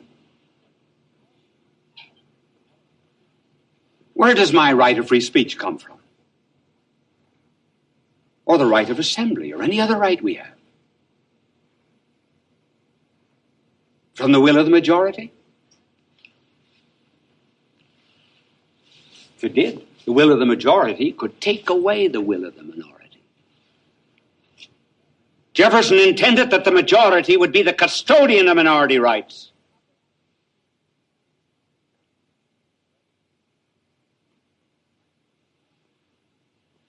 The rights and liberties come from the federal government? Certainly not. If they came from the federal government could take them away. Taking almost everything else away. Might just as well take away our rights and liberties. But he set it down in the second paragraph of the Declaration of Independence that it is a self-evident principle, self-evident, that the Creator, has endowed man with certain unalienable rights. Unalienable. They cannot be taken away. Among which are the right to life, to liberty, and the pursuit of happiness. That is our democracy. Those are the two principles. And isn't it interesting that that particular government and those governments in the world that deny the existence of God are those that deny the existence of human rights?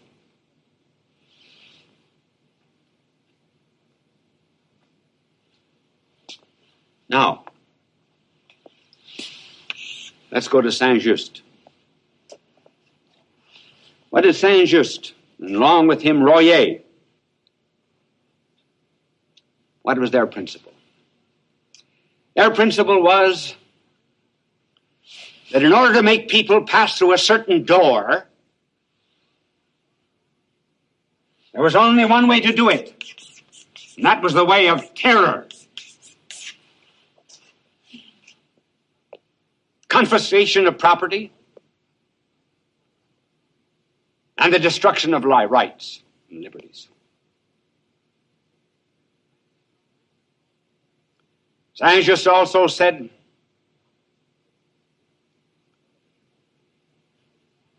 a people can be taught to save themselves only by violence.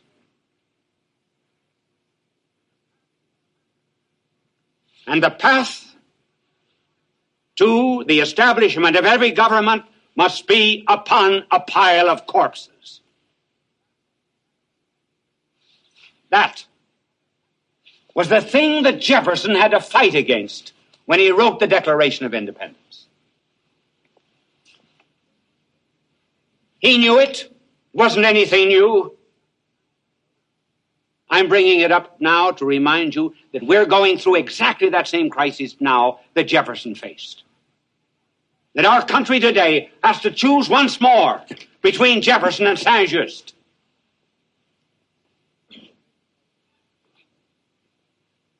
Which are we going to choose?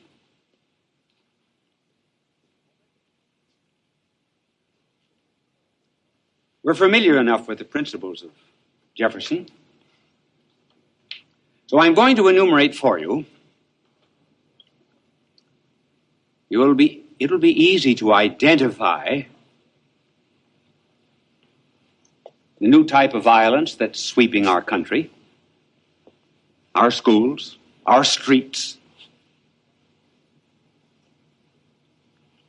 And I'm going to describe three characteristics. The first characteristic of the new violence of our day is what we will call elitism. Now, this word, I don't know whether it exists or not, but it's the only way that I can describe it. It's taken from the word elite. There used to be a virtuous elite, a core of heroes and saints that very much influenced any culture and democracy. The new elite practices what is called elitism. Namely, there is a dominant minority that makes a lot of noise and that uses violence to force its will upon others. They're revolutionists without a program. They have no flag. They only know what they're against. They do not know what they're for. And taking some words out of Toynbee, they're made up of two groups. Toynbee said the first group was conqueror. I would call one of the groups the man with the bullhorn. He's always the leader. You just watch in any violent group today that follows the principle of Saint-Just, watch the man with the bullhorn. He's the leader of that revolt. Secondly, there are the hangmen, the kind that are rifle desks, destroy property. burn homes, do anything to enforce their will. And then there are the wastrels, the group that just profit from violence, confiscate property to be in on the violence. That's the first group.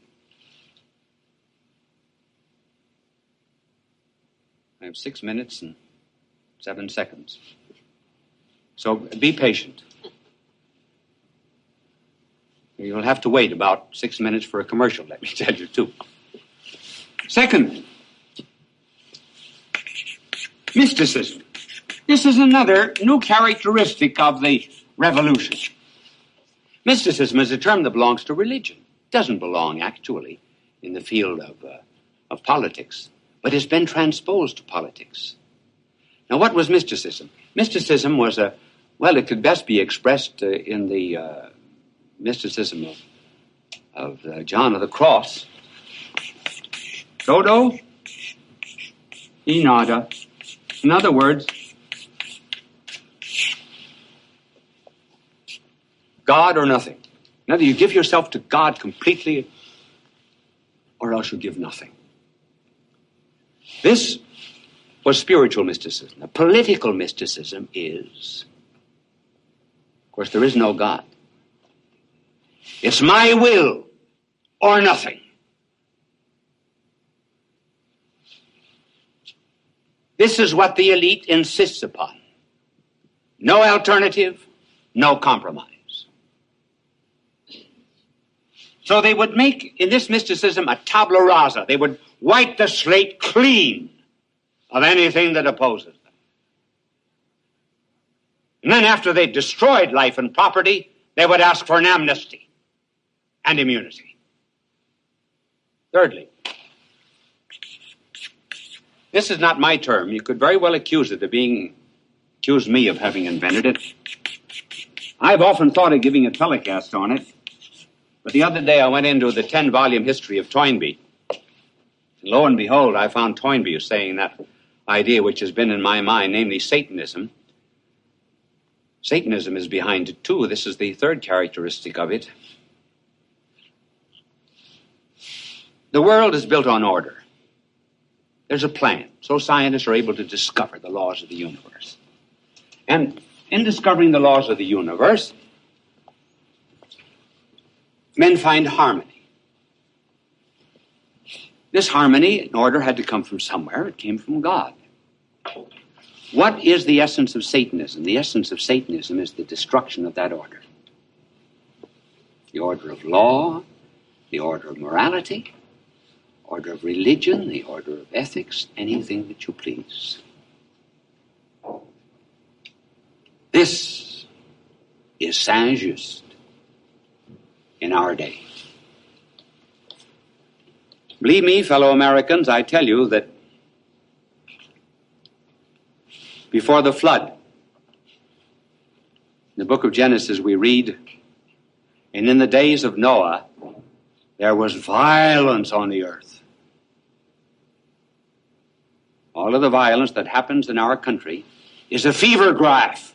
Read it. And it points to a decay in our civilization. How are we going to get out of it?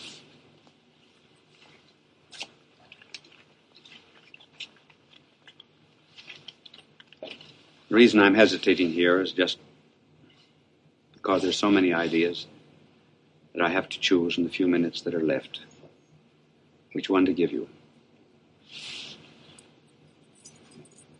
I tell you one thing that we have to do. We have to realize maybe why the eagle is our national symbol. The eagle always builds its nest high in the mountain crevices. When the young are hatched, the eagle pushes its young over the nest. And they fly down to what to eaglet eyes must seem like sudden death.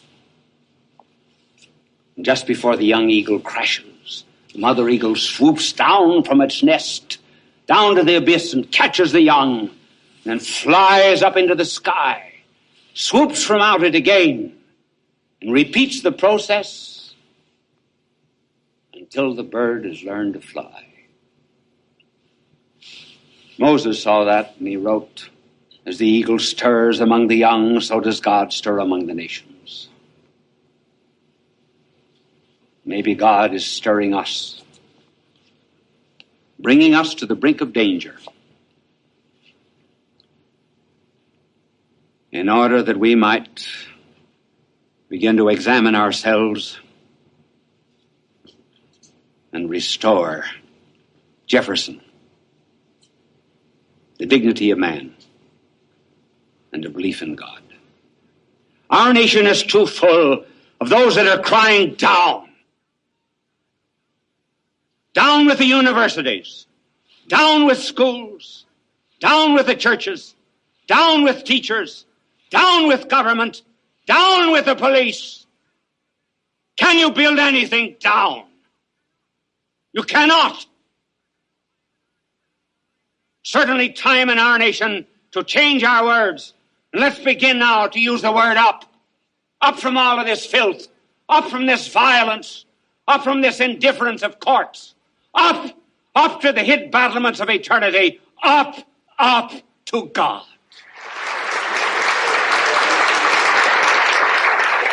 I've got a half hour more to tell you about this subject, but we haven't time, so just bye now, and God love you.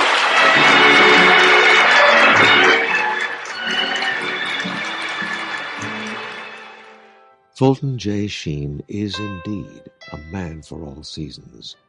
He walked a paced beat, allowing us to glimpse his nature and ponder its worth and to enjoy its presence. Bishop Sheen authored over 90 books. He broadcast countless radio and television programs and ministered in many parts of the world to people of every belief.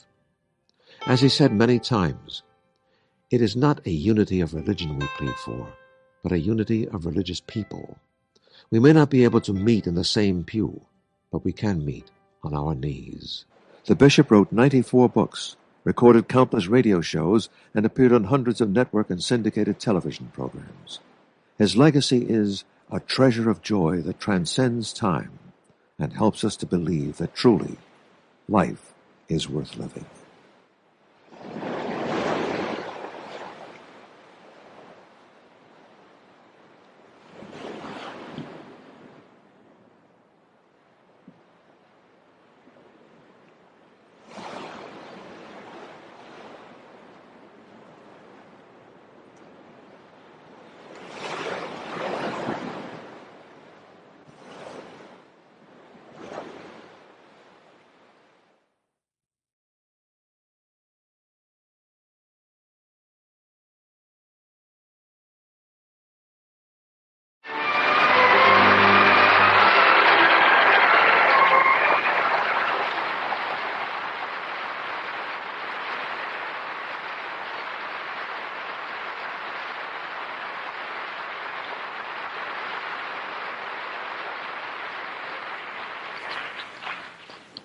Friends,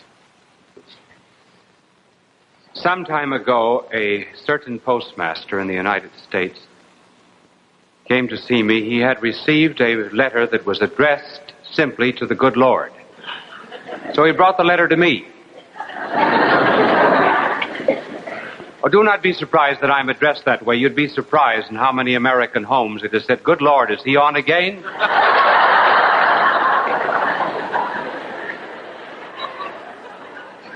So we opened the letter, and the writer asked the good Lord for $50. The postmaster said, "What do you think we ought to do about it?" I said, "Well, in order that he will not lose faith in divinity, I will send him 25. So I sent 25.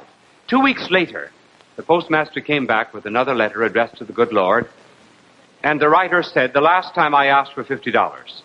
I am asking for $50 again. Only this time, please send the money through Cardinal Spellman, because Bishop Sheen cheated me out of 25.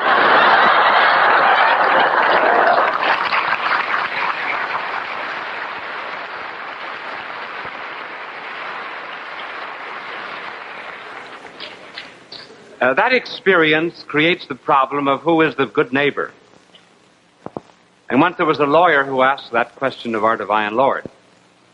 The lawyer first asked what he had to do to be saved, and our blessed Lord asked him what the law read, and after saying that he had to love God and the neighbor, then the lawyer said, "But who is my neighbor?" And our blessed Lord answered it by telling the story of the Good Samaritan. And the point of the parable was not who is my neighbor, but have you the neighborly spirit? In other words, instead of asking, is this a worthy object of charity, our blessed Lord implied we should ask if we are a worthy subject. And that parable of the Good Samaritan, as the Savior told it, was about a man who went down from Jerusalem to Jericho. And one does go down from Jerusalem to Jericho. It's a distance of about 24 miles, and the descent is about 3,000 feet. Jericho is about 600 feet below the level of the Mediterranean. There's only one part in that road where there could possibly be an inn. There's only one place where there's water, and there's only one place where there's a plateau. Everywhere along that road that is still called the Bloody Road, it is possible for robbers to hide. I remember some years ago I was going down that road, and I stopped at an inn. And there was an Arab at the inn, and I said, "Did you ever hear the story of the Good Samaritan?" He said, "No." And I said, "You know, you're losing good business because everybody else knows the story of the Good Samaritan. This is the inn to which he was brought." So I asked for a bucket of paint. He gave me a bucket of red paint, and I painted the sign, "The Good Samaritan Inn." Well, our blessed Lord told the story of the man who went down from Jerusalem to Jericho, was attacked by robbers, left half wounded, and a priest and a Levite passed the wounded man by. And then this Samaritan, a member of the despised race, took the man on his beast, brought him to the inn, poured in oil and wine into his wounds, and gave the innkeeper 2 days' wages, and asked the innkeeper to care for him, and then said, "I will come back again and pay you what I owe over and above what I have given you." And the Good Samaritan was the one who had compassion on the wounded man. Such was the parable, which you know very well. Now let us modernize it and break it down into the problem of modern social work and social problems in general. There are 4 questions that we may ask. First, who creates social problems?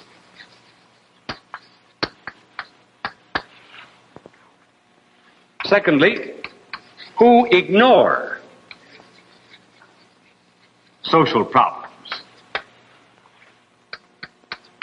3, professional workers. And 4th, after professional workers, I should say those who work out of duty.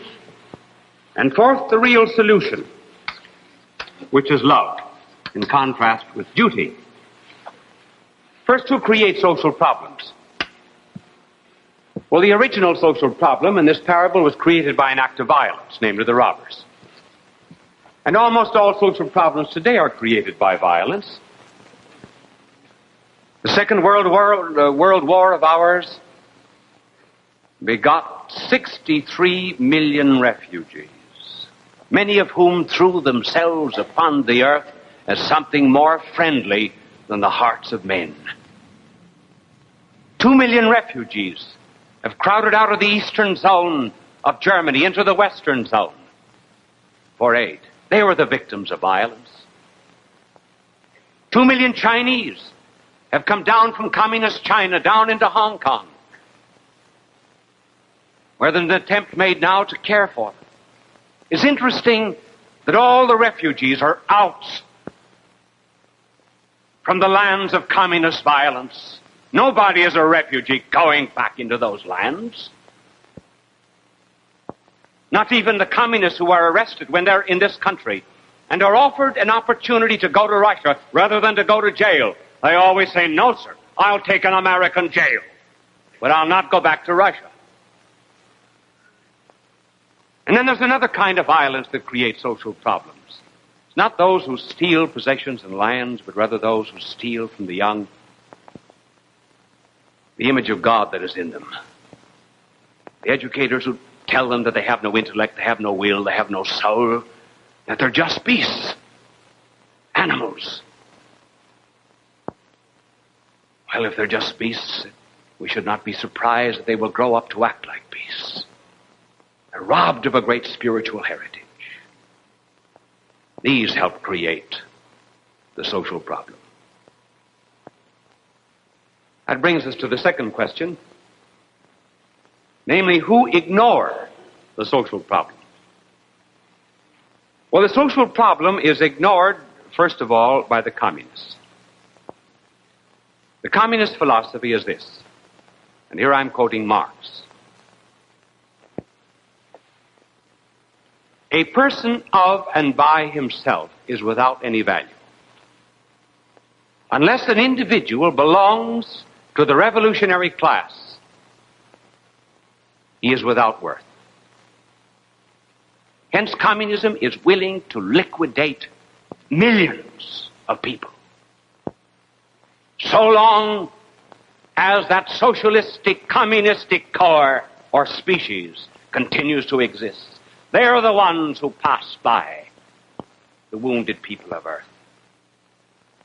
They are the continuators of the priest and Levite who pass by the wounded man.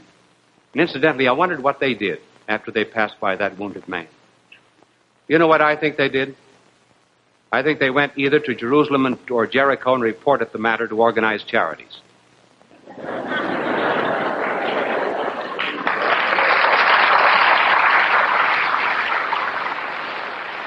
After first filling out 5 long blanks,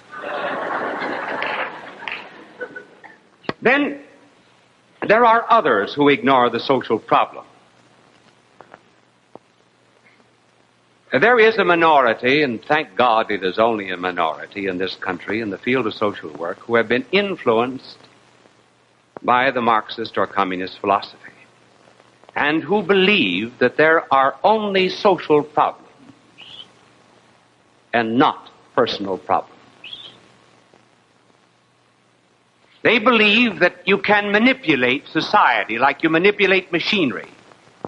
And once you understand social laws thoroughly, then all individual problems will be solved. This is not the truth. The only way one can ever remake society is by remaking persons.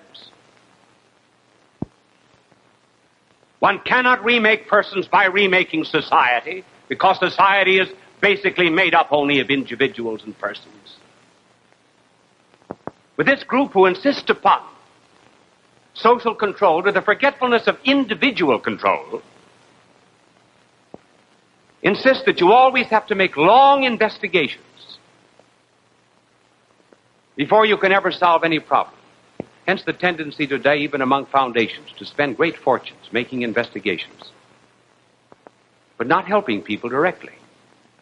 Now, it's all right to make investigations when the alternatives are unknown. For example, suppose you wanted to find out which do the American people like better, a singing commercial or a spoken commercial? Or a red commercial, that is, a red commercial or a blue commercial.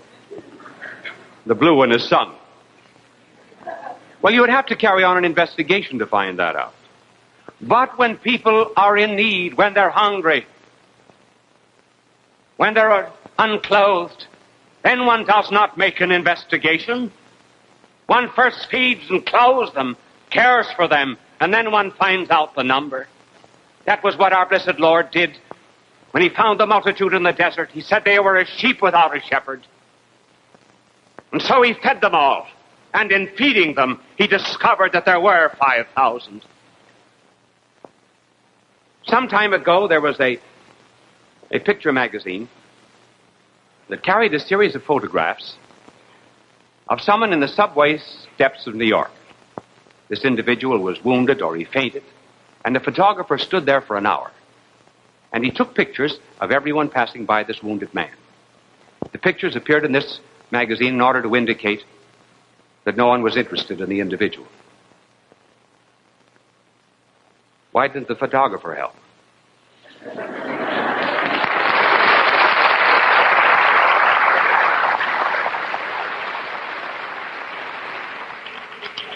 Glory be to God. I hope if I ever faded on this program that the cameramen would run to my aid instead of taking pictures of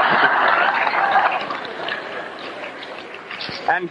And then, too, there must have been a number of people, when they saw the photographer there taking pictures, they thought, well, maybe this is a movie, or it's something framed, but it certainly is not reality. But these are the people who pass by the wounded of the earth because they're more interested in this fictitious social than they are in the individual and in the person himself. And that brings us to the third division of the parable, namely the professional workers. Now, by the professional worker, we do not mean the organized worker. The distinction between the professional worker and those who offer the real solution is the distinction between duty and love.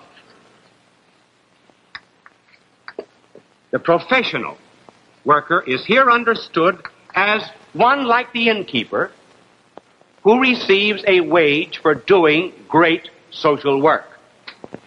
But he works out of duty, just as the innkeeper received 2 days' pay.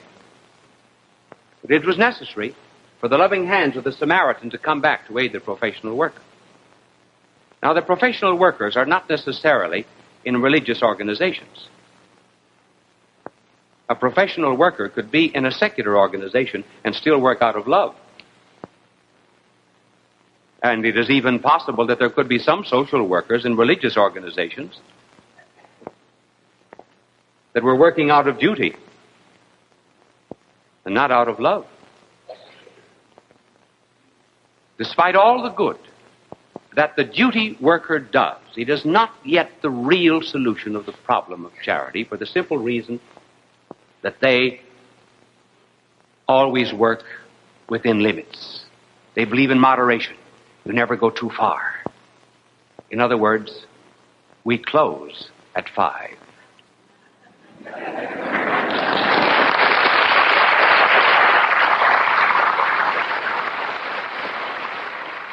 You say that there is that the family has not had food in 24 hours and you have no coal? Well, sorry, this is Washington's birthday, and call us on Monday and we will handle your case. There is apt to be that danger of moderation, which is not the way of love and charity. And incidentally, too, it is well for the people of a democracy to realize that they must not throw all the burdens of social workers, of social problems, upon professional workers and professional organizations. Suppose I had an automobile and I gave the right to drive the automobile to the governor. I gave the right to fill the air with hot air to the ward leader. I gave the right to buy gas to the lieutenant governor. Well, it wouldn't be long until I would no longer be free to drive the automobile. And as American people surrender responsibility for the poor and the sick and the aged in their community, they also surrender their democracy. The best preservative of freedom in any democracy is a recognition that we all have responsibility to the poor, sick, burnt, anemic members of our society.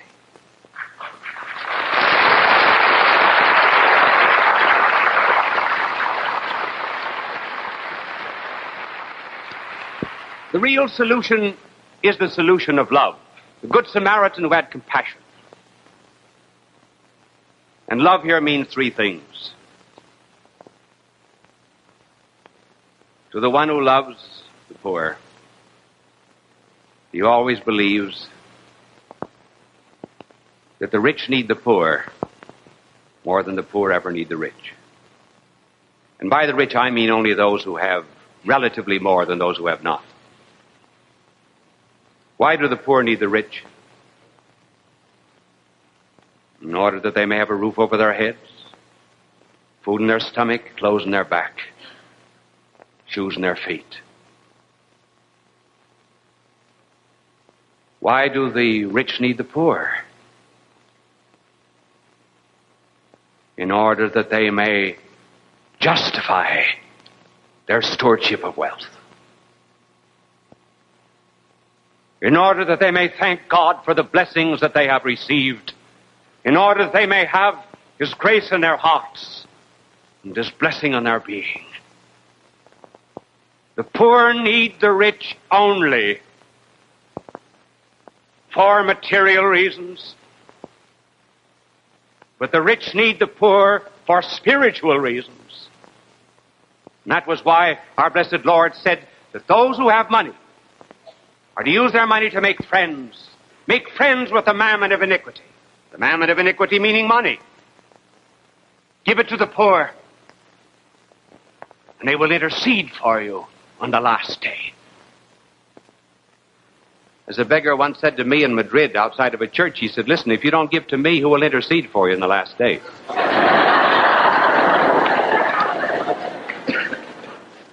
And then those who love also have a different way of handling the poor than anyone else. This is the way most of our charity and philanthropy is. It's vertical. This is a house. It's a...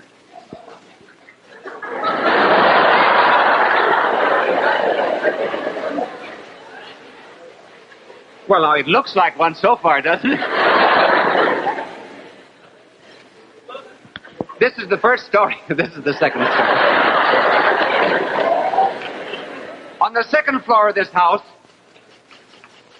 the rich live. That is to say, merely those who have. And down here is a poor family. Now, those who have, in most charity, will go down to the poor, supply their needs, nurse them, care for them. But after they have done that, they go back again to the comforts and maybe luxuries of their own home. That is not perfect love. Perfect love is rather horizontal. Here are those who have, and here are those who have not. In real love, those who have pass over to those who have not, and they never again come back. They stay there until they have been relieved of their sorrow or their pain or their poverty. Just as our blessed Lord came down to this earth, crossed from the line of innocence over to the line of sinners, stayed with them, suffered with them, died for them, until He finally redeemed them. This is the kind of love that missionaries have, that will become citizens of the country in which they are missionaries, in order to better share the problems and woes and sorrows of the people for whom they care. This is the love of saints, the love that transforms the world. And finally, those who love know that everything must be done for a divine motive. To give a drink of water in His name. And on the last day, even the great lovers of the poor will be surprised. For on that day of the great assize, when God judges them, even the just, the saved, the great good social workers will say, we'll ask our Lord a question when He will say, I was hungry, and you gave me to eat. I was thirsty, and you gave me to drink. I was naked, and you clothed me. I was sick, and you cared for me. I was in prison, and you visited me.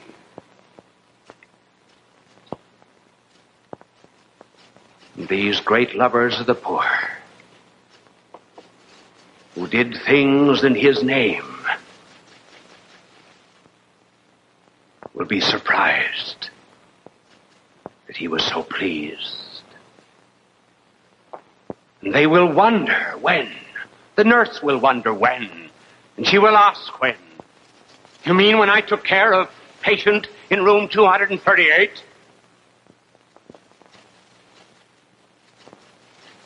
You mean this file number 164? I cared for you. And the Savior, when they ask when, will say to them,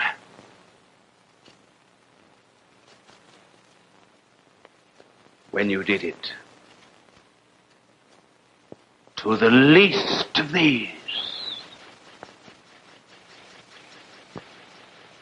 my brethren, you did it unto me. Unto me.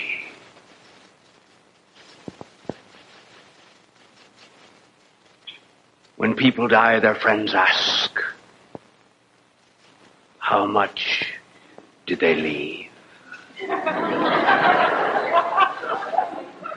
And the angels of heaven asked, how much did they take with them in love?